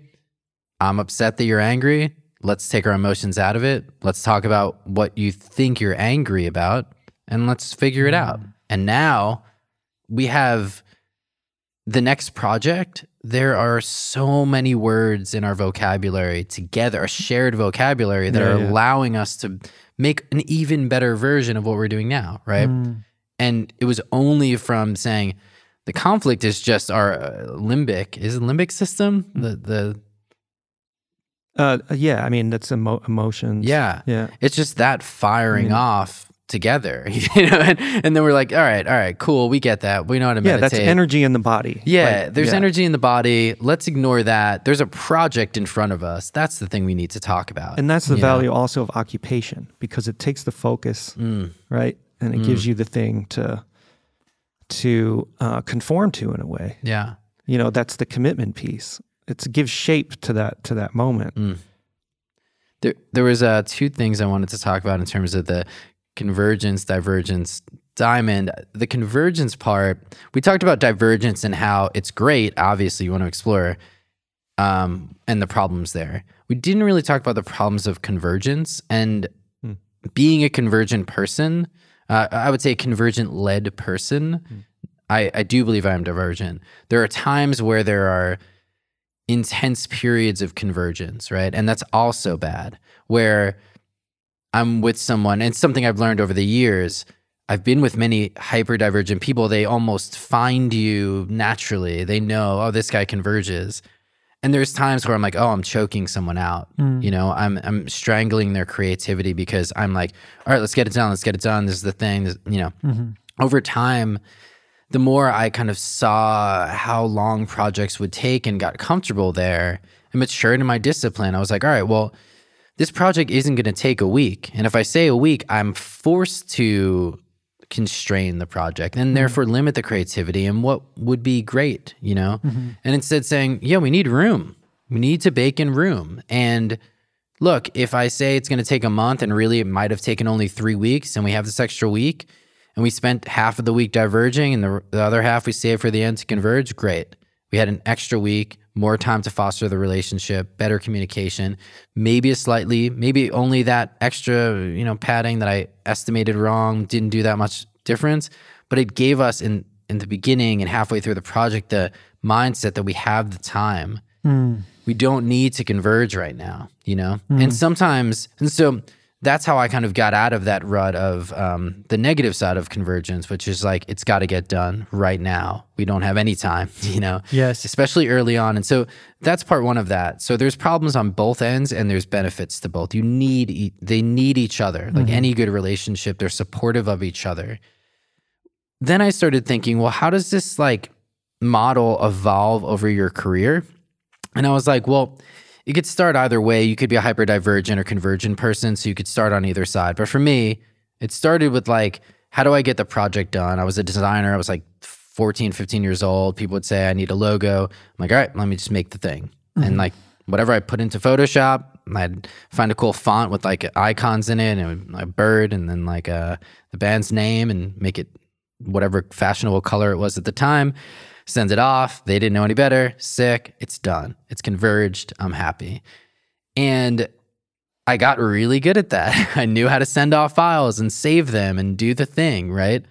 But I knew I was missing something. And I went to college for design and asked my professors literally point blank, I want to be a great designer. I have no idea how. I'm missing something. I don't know what it is. And really what I learned was the divergent process, how to brainstorm, how to seek the influences, how to really dig into the culture of the thing and the symbols of the thing that you're trying to make.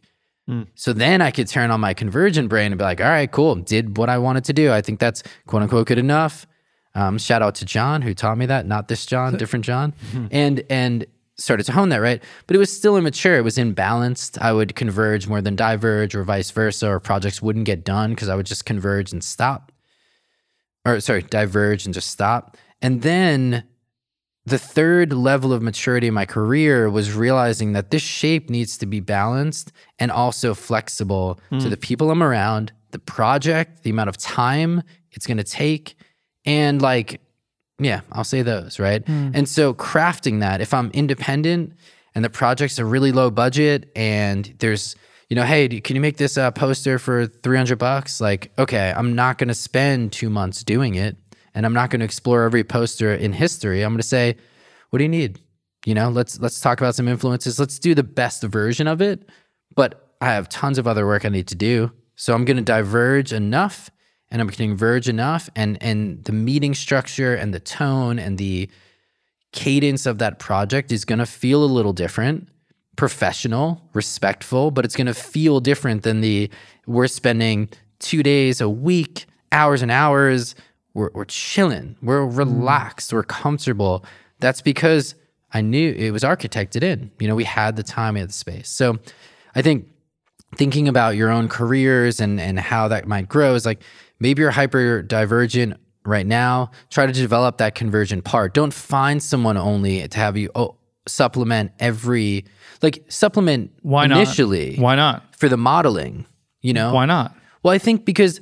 Wait, what do you mean? Some people just inherently don't have that in. It's a waste of their energy to try to find it versus finding someone else that just does it. I think, yes, absolutely. That's why collaborators exist. I think what I meant to say is you want to hone even a small triangle on the other side, in that you know enough to know that it needs to happen and what it looks like and feels like, whatever that means. And you do need other people for that, because you can't just... Well, we all make decisions. We all weigh options and make decisions. Right. We're all doing it. I take it back. You need someone to model what it looks like. Maybe you need an expert engineer or designer or producer or whatever who can show you that whole diamond in one person and say, oh, okay, I get it. They stopped, even though in my head I was like, he could have done 15 more guitar takes. He could have re-recorded that whole record of guitars. He didn't. Why didn't he do it? Oh, the record's a hit? Oh, wait, maybe I don't need to do that. Maybe that's not the thing that gives you the thing you're after. And so having that model, but also at the same time, knowing your limits. I know that I like to converge. So part of me says, what are the tools that I can do to allow me to do that with the least stress and the most benefit to the project, so that I can also, sorry, did I say diverge or converge? We've been saying that a lot. I like to converge, so I found systems that allow me to do that, so that I can then level up and diverge with the participants in any project. Yes. Or if it's just me, then it gives me more headroom. That's like an audio or a producer engineer learning their chops, their engineering chops, so they can sort of be free of any doubts or whatever. Right. I'm struck by all the contradictions.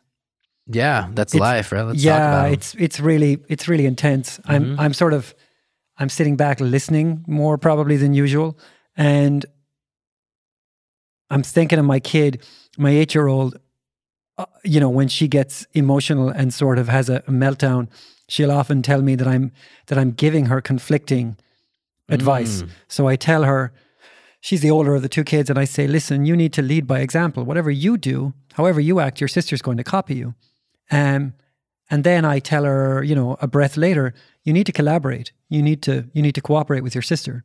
And in my mind, those two things live, side by side, no problem. You lead by example and you collaborate. Yeah. And she's like, no, this is horseshit. I don't know what to do. You've got me tied up in knots. I'm confused. I'm emotional. I'm upset because you're not being clear. You know. And she can list 10 examples of me in one day giving her what she sees. Right. Actually, not what she sees. What is actually contradictory advice, conflicting. And I'm sort of struck by that. And it reminds me of the story last week that we were talking about that book I bought when I was, young, making records in Ireland, where, producer A says, do A, B, and C, and producer B says never do A, B, and C, because that screws up records, right? Yeah, right. So there's so many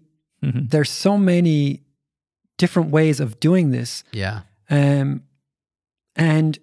there are so many moments where different moves are appropriate. There are times to put your foot down and defend a song from its own writer. Like, no, we have it. Leave it alone. Stop messing. Stop diverging. Stop exploring. Yeah. Don't. We converged last week on that song. Yeah. Don't edit it. And there are times when that's exactly the wrong move, because the real song is coming now. You think you've got something good, and you're maybe fearful that you'll lose it, but the actual the gold has not even arrived yet. And I don't know if there's a shortcut to that, except maybe being around people who've done a lot of it. Exactly. So sort of the things that you can't verbalize, there are things that, I talk about it with Dave, who, using the word mentor, Dave Collins, seems strange because he's never sat me down and said, what you need to do is, when you're thinking about electric guitar, think about this frequency. Never, ever.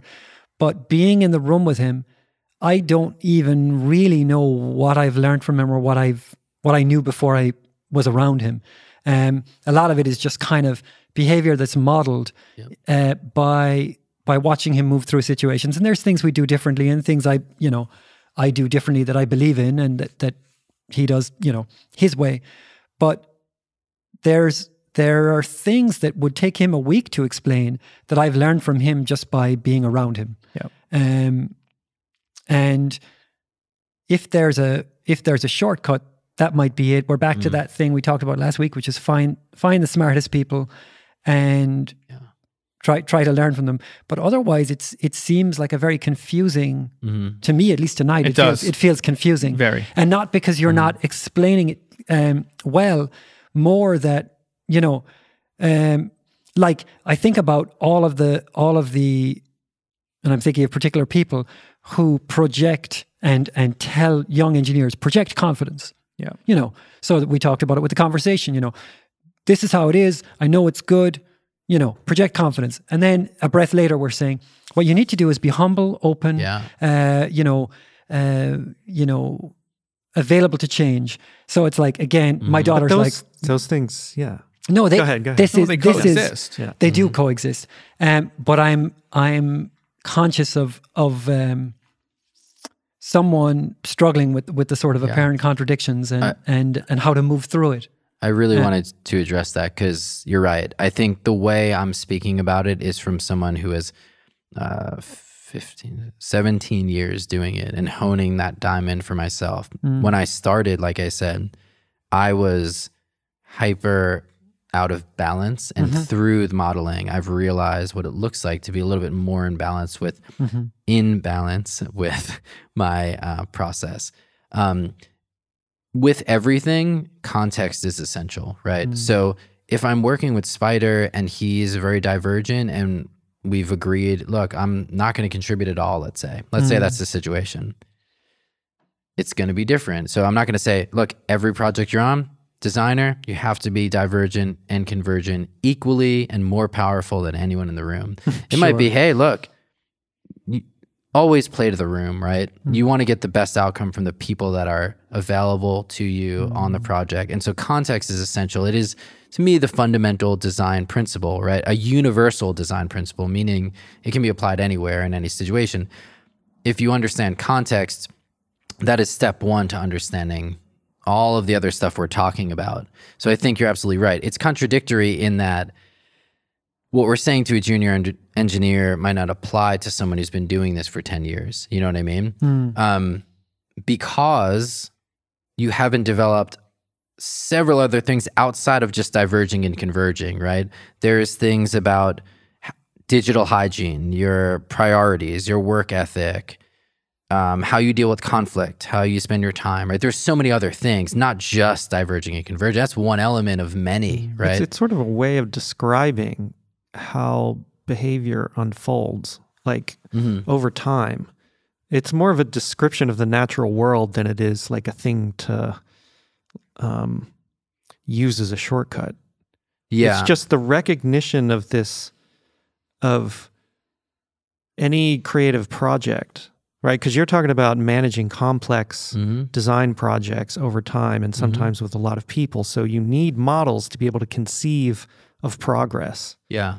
And so this is sort of like a graph or a graphic representation of what happens in the world, what happens between people and between groups, what happens within a single person when there is any creativity, when there's... Here's a problem, here's an idea. The problem is my lyric isn't quite right. Could it be this? Could it be that? Let me read this book. Let me do it. And then, okay, it's this. And in the deciding on that lyric, you've just completed a diamond. And so that's the fractal thing. There's the song, there's the album. And it's all about deciding. Yes. And it's a decision-making framework, right? And so understanding it allows you to recognize it and know where you are in the process and which thing is happening when and who's doing what and who seems to be better at this at this time for this thing. And what you're talking about, being around somebody who's done it a long time, is the wisdom to sort of know when you're done. Like you could ask any engineer, when did you know you were done with the second EQ on the background vocal group?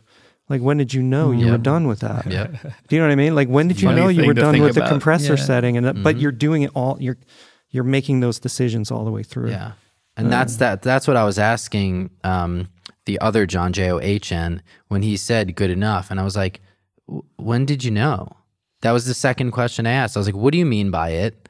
What's good enough? And he told me, and I explained it earlier. And I was like, well, when did you know?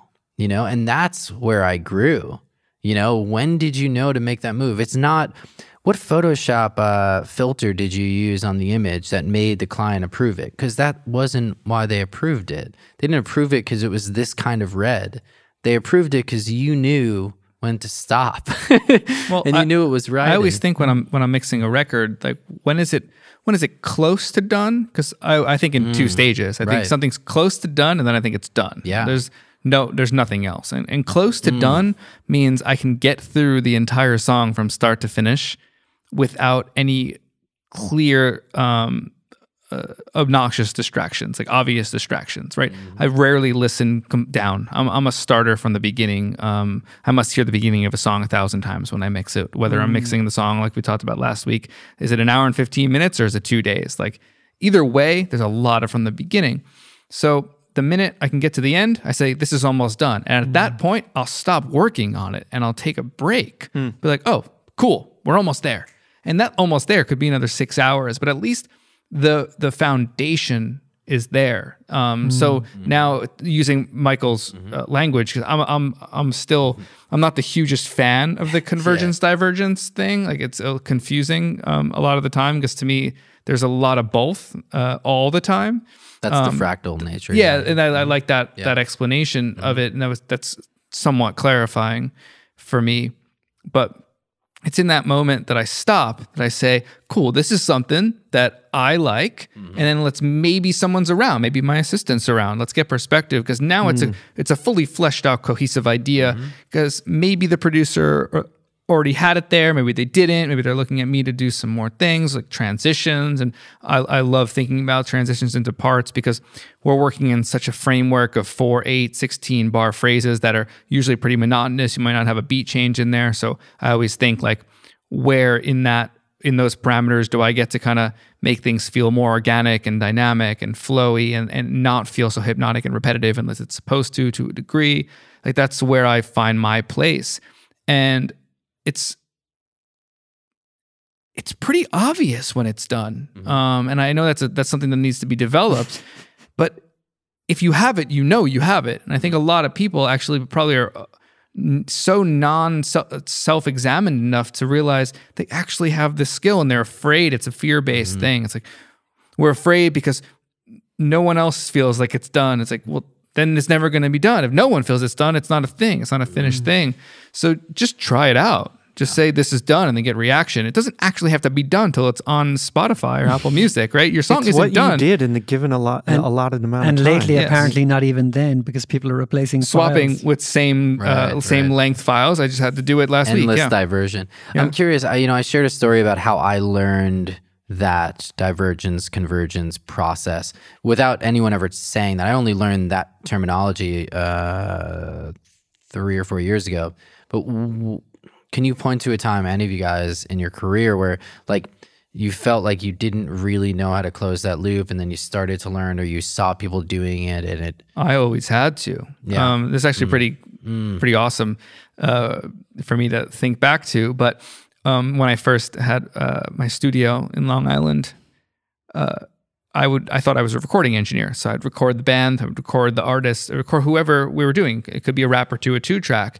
And then one of the first times I recorded an entire folk album for an artist. We had upright bass, we had a harmonica, we had accordion, we had all the instruments I recorded. I was like using different microphones. It's the first time I had a kind of big project. And at the end I was like, oh, who are we sending this to mix? And then the artist is like, wait, what? Aren't you going to mix it? I was like, I have to determine this is done? I thought I was just capturing this. Someone else more experienced than I, with more wisdom, will decide. He's like, nah, I don't got a budget for that. You're mixing it.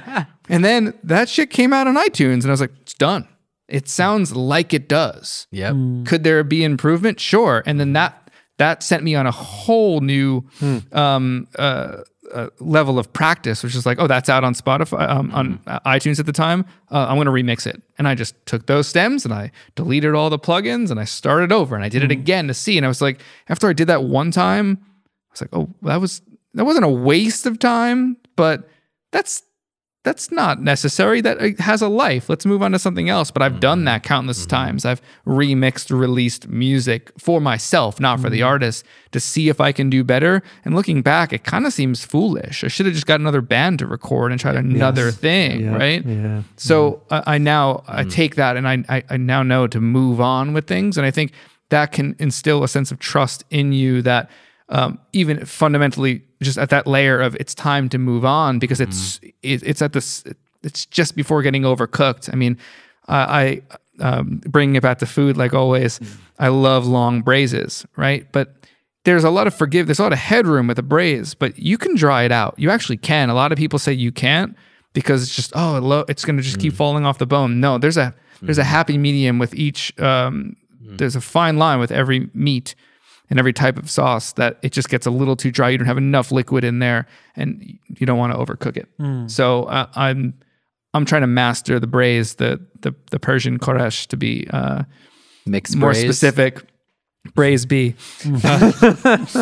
and that to me is understanding when it's done, when to pull it out of the oven, when to test it, when to say it's almost done. Well, do we lower the temperature now? Do we raise it? Do we need more? Do we need more browning on it? Like that's the fine tuning of being a finisher, and that's another skill to learn.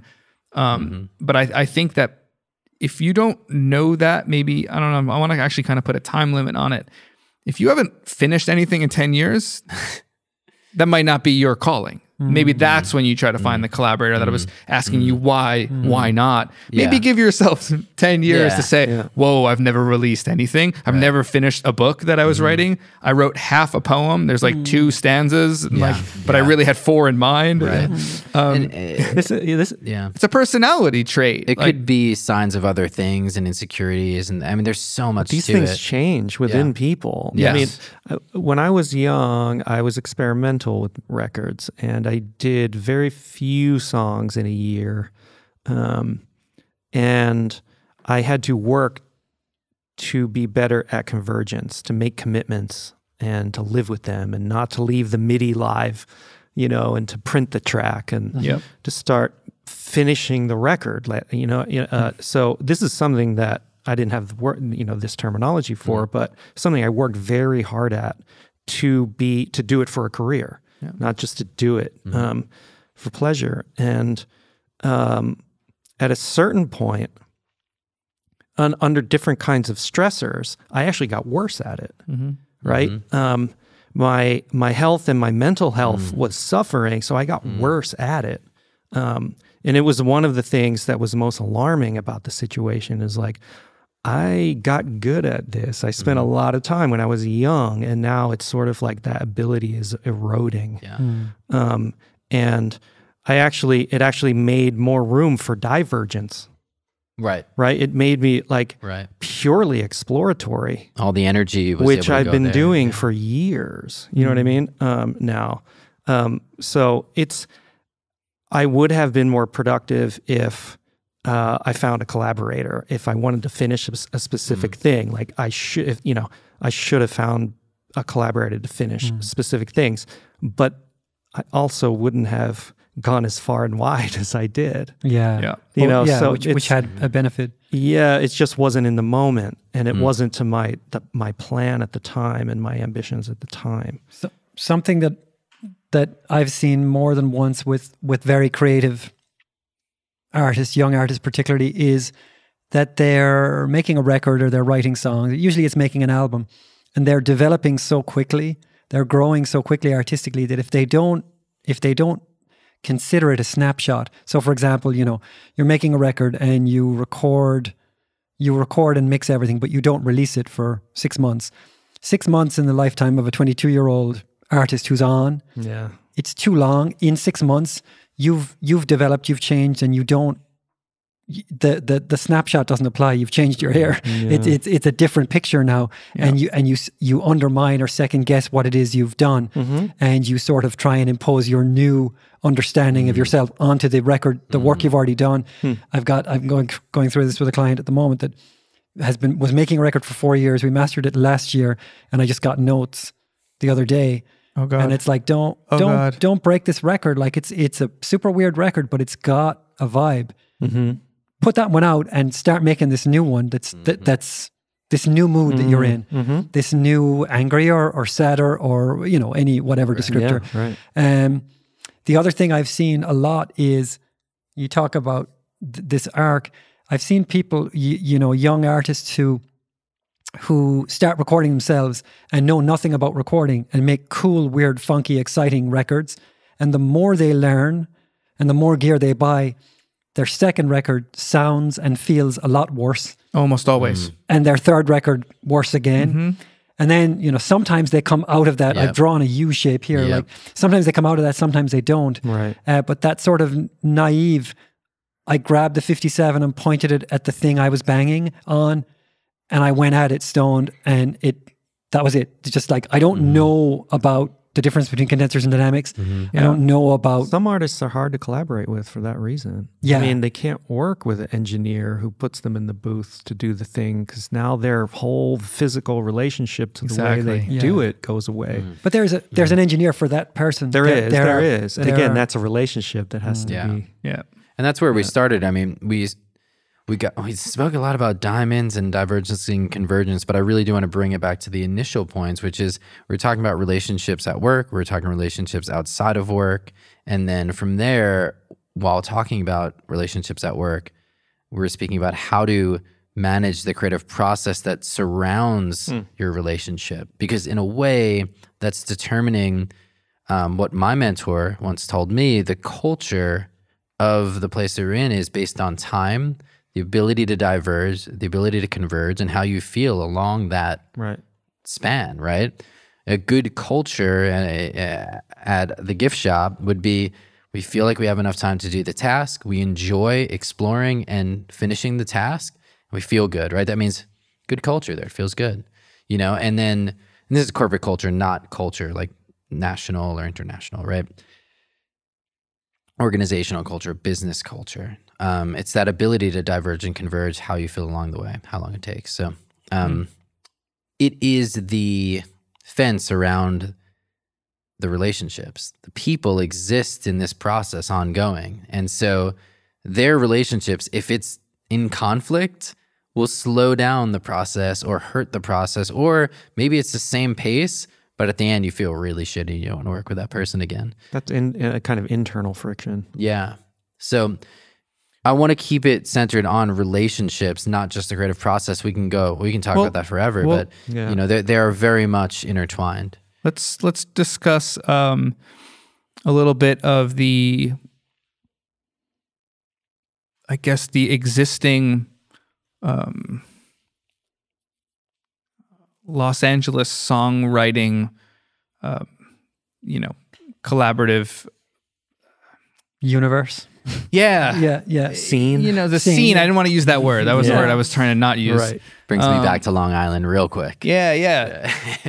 Your goal when you come to Los Angeles tends to be, this is not universal, but this is highly popular, and it's a proper motivation to a degree, is to get a publishing deal, right? So you get a publishing deal. The minute you get a publishing deal, you sign to one of these major companies, and you're assigned an A&R that has never met you before some of the time. Sometimes they do. Sometimes they found you and they were in the studio and you were co-writing with their other writer, and it's organic, and this does happen. That was my story in the beginning. And then you're put in the room with a new collaborator every week, and you're told you have to make a hit song. That's the goal. I mean, they'll tell you don't have to make a hit song, but everyone wants a hit song. No one goes in, it's like, let's not bullshit around. Oh, I'm just trying to make a vibe. It's like, are you trying to survive? Because you can make vibes at home. Like the best go in knowing they're trying to write a hit. They're trying to write something that stands the test of time and creates a substantial amount of income so their families can eat for the next 6 months to a year. Everybody in the room's aligned on the outcome. Yes, exactly. I would love to be argued on that with a songwriter at this table as well. Anyway, that seems to be the motivation. And money is not the motivator, but connection and audience feedback and emotional connection in a way. Yes, you did it. Yes, that's the motivation. But survivability is part of that as well. But you're thrown into the room, I remember one of my closest friends and collaborators, Tyler Johnson. He studied with Jeff Bhasker for years while I was studying with Tony. We have really awesome parallels together coming up at the same time in Los Angeles. And Jeff would never write a song with any writer or artist unless he had coffee with them first. You know, or I mean, I guess it could be a drink, it could be whatever it is, but you're not getting intimate in that room creatively until you know if you even get along to a degree. I mean, maybe there's natural friction that happens and that creates something good too, but you've met, you've interacted, and that is not how 90% of these sessions happen. You're thrown in there, it might be your second time of the day with another person. How do you get intimate? You're writing the same song. We talked about this last week. It sounds like the same song is being mixed over and over again. It's because the same song was written. So there's no rethinking of this narrative of how do you get songwriters to collaborate to write the best song? Like you're talking about finding our own people.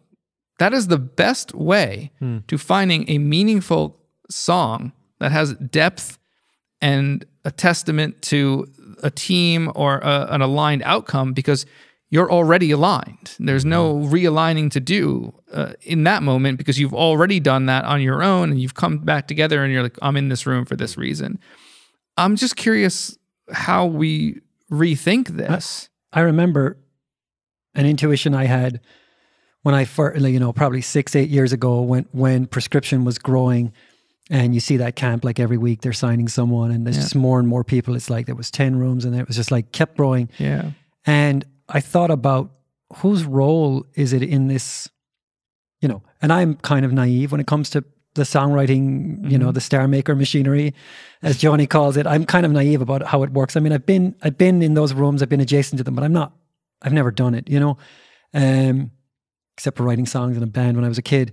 But I look at this sort of, these groups of people trying to create magic just over and over and over again and trying to systematize it. It's like, well, you put this kid in that room with this girl and they get 3 hours and then they do it again across town somewhere else in a different room with the same arcade or, whatever people are using every day. And, shockingly, the results are often quite similar, not just Prescription everywhere, like we said. And some of that is intentional because they're aiming, like you say, at the center of the target, like we talked about last week. Yeah. But I thought about what would it look like? What would the job, A&R are kind of wrangling these people to get results. They're sort of managers, drawing them back in, making sure they've slept some in the last week and, they've got what they need. Hey, the studio air conditioning is broken. Okay, whatever. Yeah. Or so-and-so didn't turn up for the session or they were high when they did, whatever. Keeping it broadly within the lines. But I thought about what would you do if your task was, I sort of imagined this job where your sole role was to inspire those 100 songwriters. So let's just imagine Prescription had 100 songwriters, and let's imagine that you could get them under one roof. I think you should have that job. Well, I sort of thought about what would you do if imagine there was 100 songwriters in 50 rooms or 30 rooms under one big warehouse roof, because this was, there was a plan for a minute like this. And it's like, what would be in the lobby when they came in the morning? What would that look like? How would you inspire them? Is it gamelan music? Is it Tibetan throat singers? I was going to say just Turkish. I sort of imagine, records, I imagine this like, Tibetan throat singers just on. You walk in at your sessions are all booked for 11. They're doing it, and the mics are up, and there's just like, there's outputs that you can just grab and start sampling. Yeah. Or I don't know, just this idea, or what does it look like in the building? What does it smell like? Yeah, and it's not just donuts and coffee given to you at the beginning of the session. No, what to feed your brain with sugar, Cliff bars. Yeah. How do you feed? Do you feed? If you were to do, we know what sort of songwriting camps look like. It's like, okay, let's go to, what's that place in Glenwood or whatever, and let's lock out 3 rooms. Yeah. And really, that's it. Let's lock out 3 rooms and donuts, and maybe there's drinks after. What's the next level of that? How do you inspire people? How do you help people sort of taste new things and experience new You can't mandate reading, and you can't say you should really watch Fellini. You're wondering how we put different kinds of inputs into the songwriting system. We should get a publishing A&R on here to discuss this. I'm actually really curious about this. I mean, the incentives seem to be flipped. Like you for every 10 writer you sign, you're hoping one works out, right? Just financially speaking, if that's the company's bottom line mentality, if you're giving $60,000 advances to 10 people, one hit song makes double that, so you made your money back and your return on your investment, right? So the incentive is very clear. It's a numbers game like anything else. Versus you're commodifying the art. That's the word I've written down here, commodifying. Yeah. And that seems like a commercial framework. I mean, but still. Yeah, but that's not going to evoke inspiration in someone. But could it be? But what I'm saying is, could it be? Okay, so do you remember the guy who did the blacklist of movie scripts? Yes. Who's that guy? I was just in Palm Springs to listen to him talk with Nicholas Bertel. Anyway, point being, he basically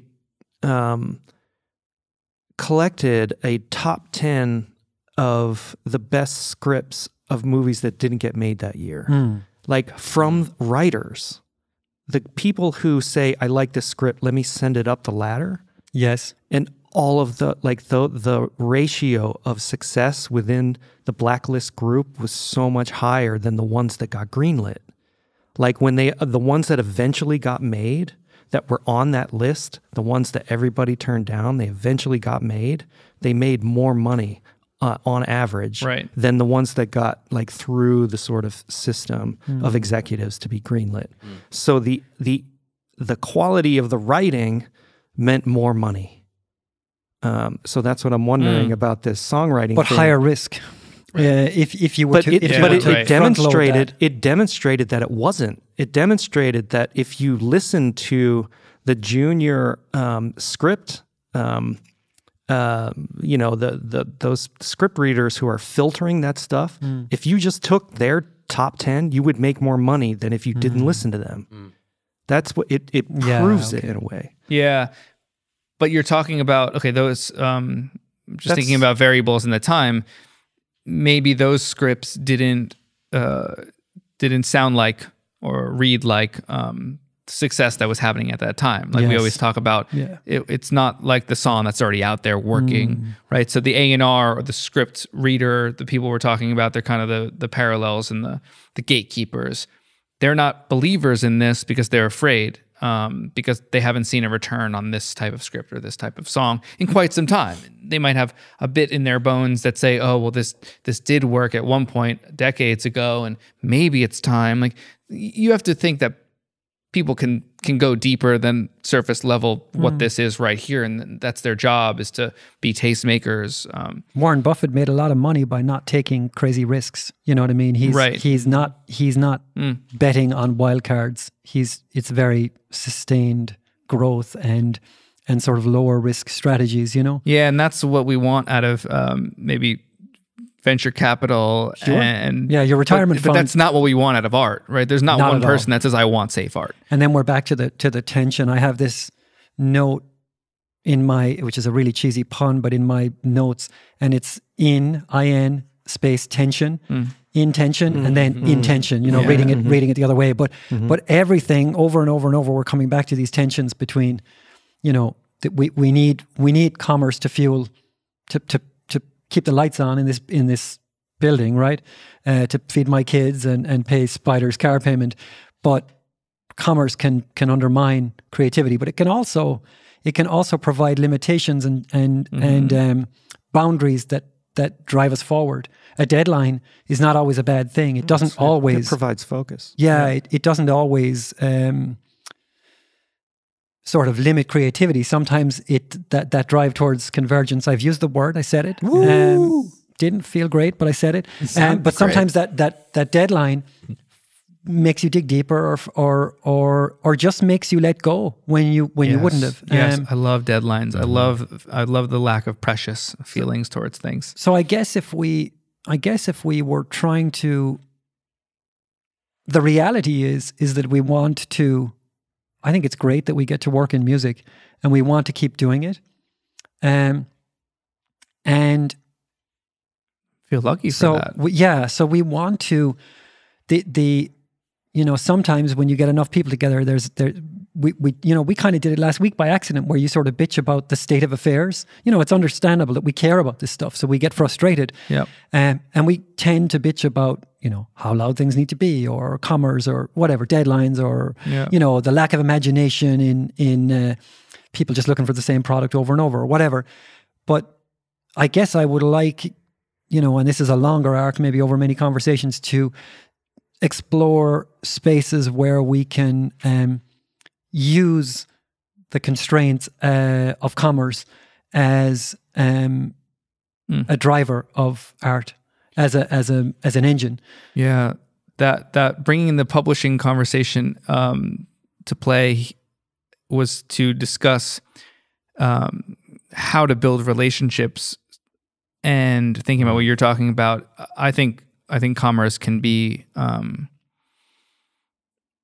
great structural approach towards converging. I think it's the only way. I mean, sorry, I take that back. I don't think it's the only way. I mean, maybe someone's out there purely making art for themselves and their families, and they don't give a fuck about anything. We don't exist in that world musically or design wise. So I can only speak from that.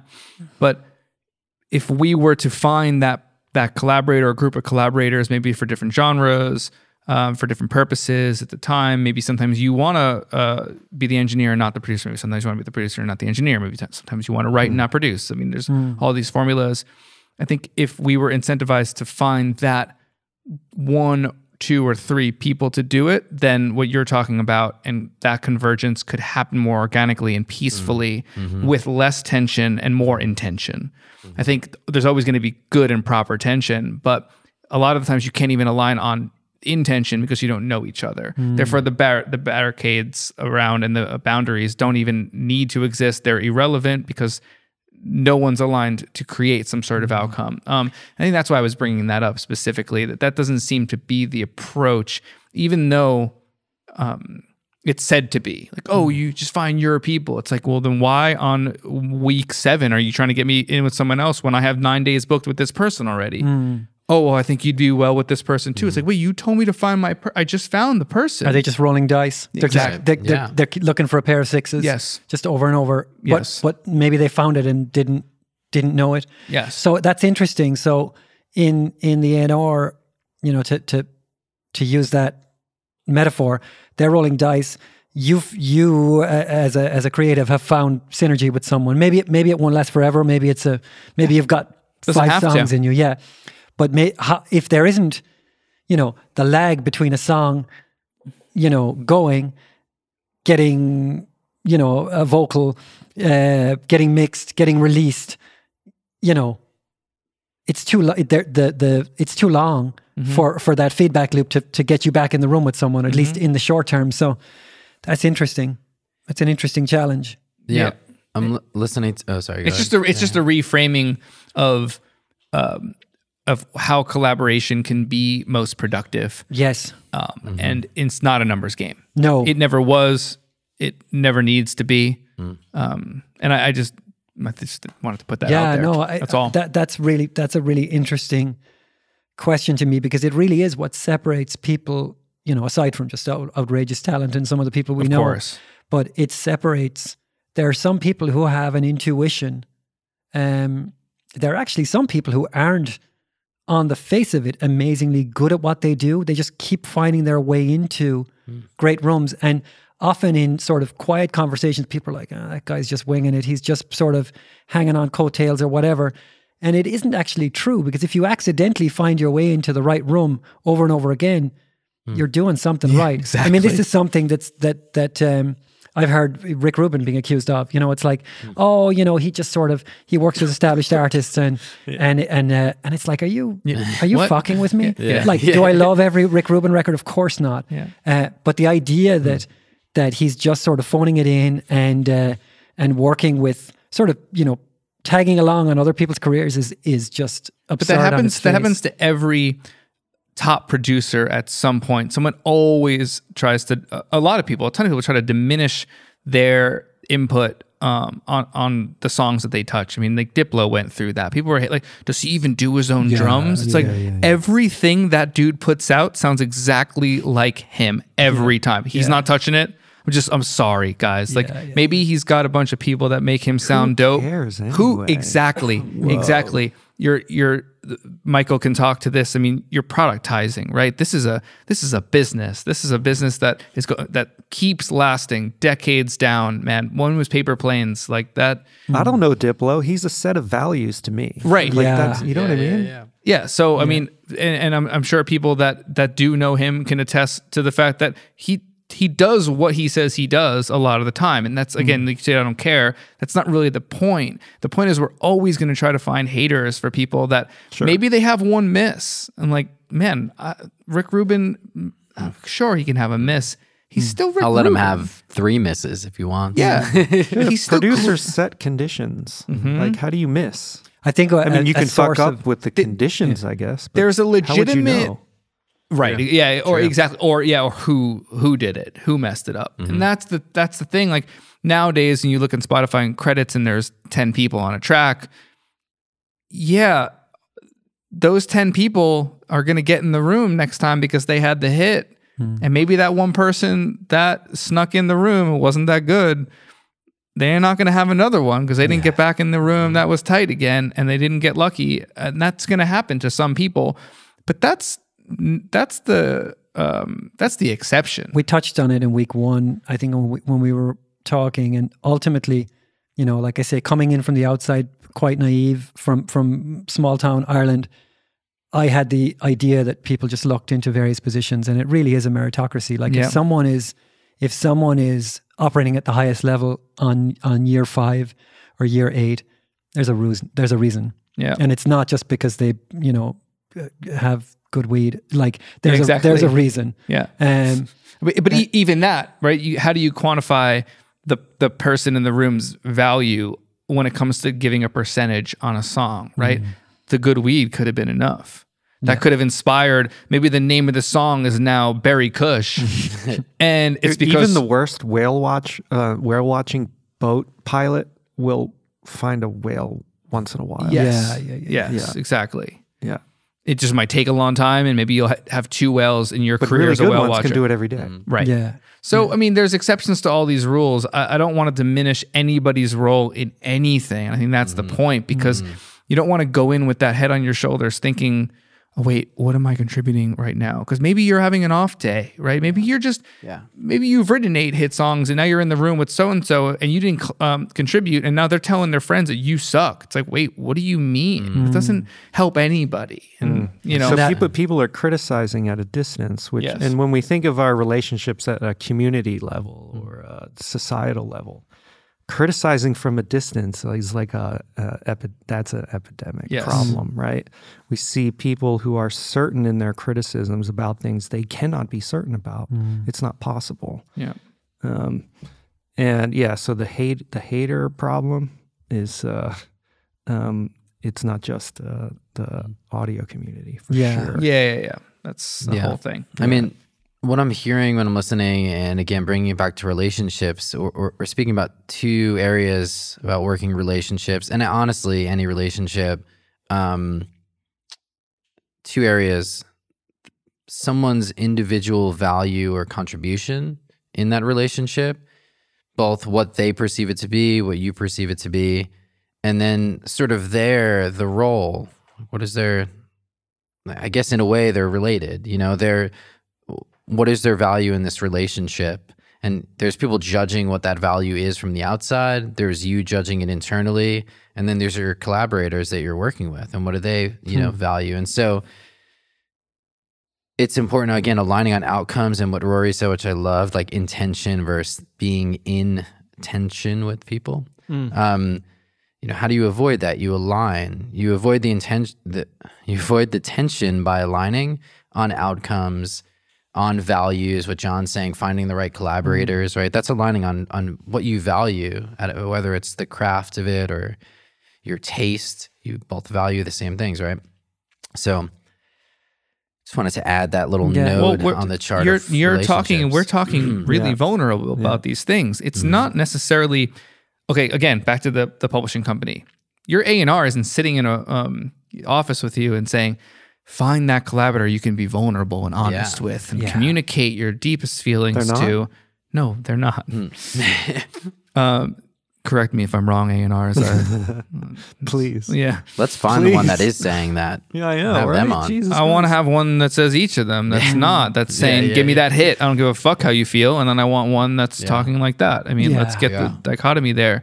But we're saying this, and to me, it seems like a key that unlocks true depth and meaning to, popular music that we exist in could easily not have that. I mean, we talk about that a lot. Like, there's no inherent need for pop music to have deep meaning, but it is such a place of far reach that it could, and I'd argue that it should, because there's a responsibility factor with reach to have some sort of. It's an opportunity, at least. Yeah, right? it's at least. Sorry, that's a great way to put it. It's an opportunity to.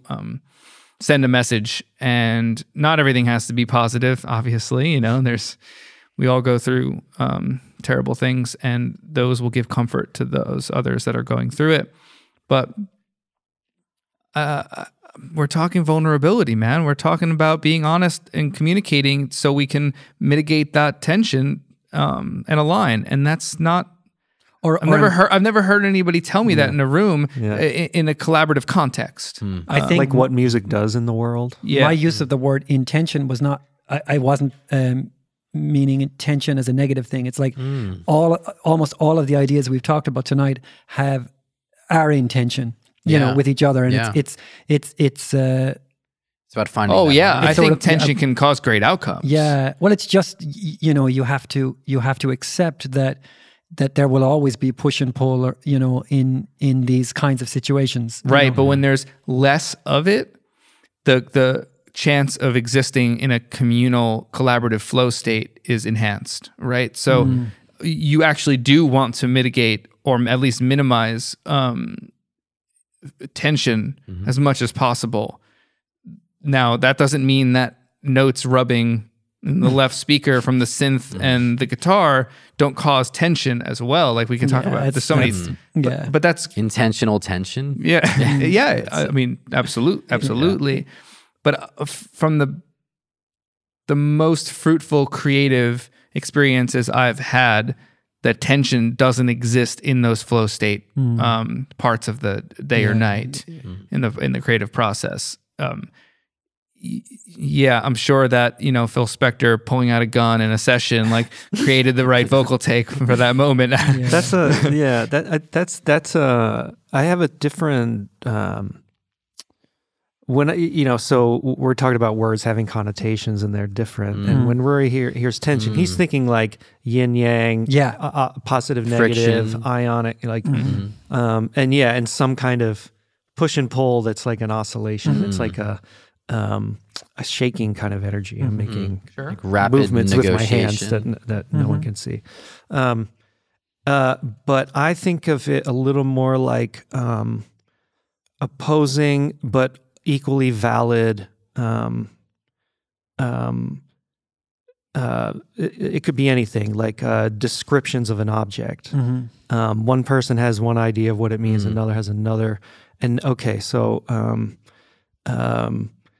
there's an if there's an impulse to help someone, but you're afraid that there's a pattern of dependence, and so you're there's a tension between these two impulses. This it could be political ideas, like from someone with a conservative temperament or someone with a liberal temperament, and both ideas are valid given the issue or whatever, and they operate in tension with one another.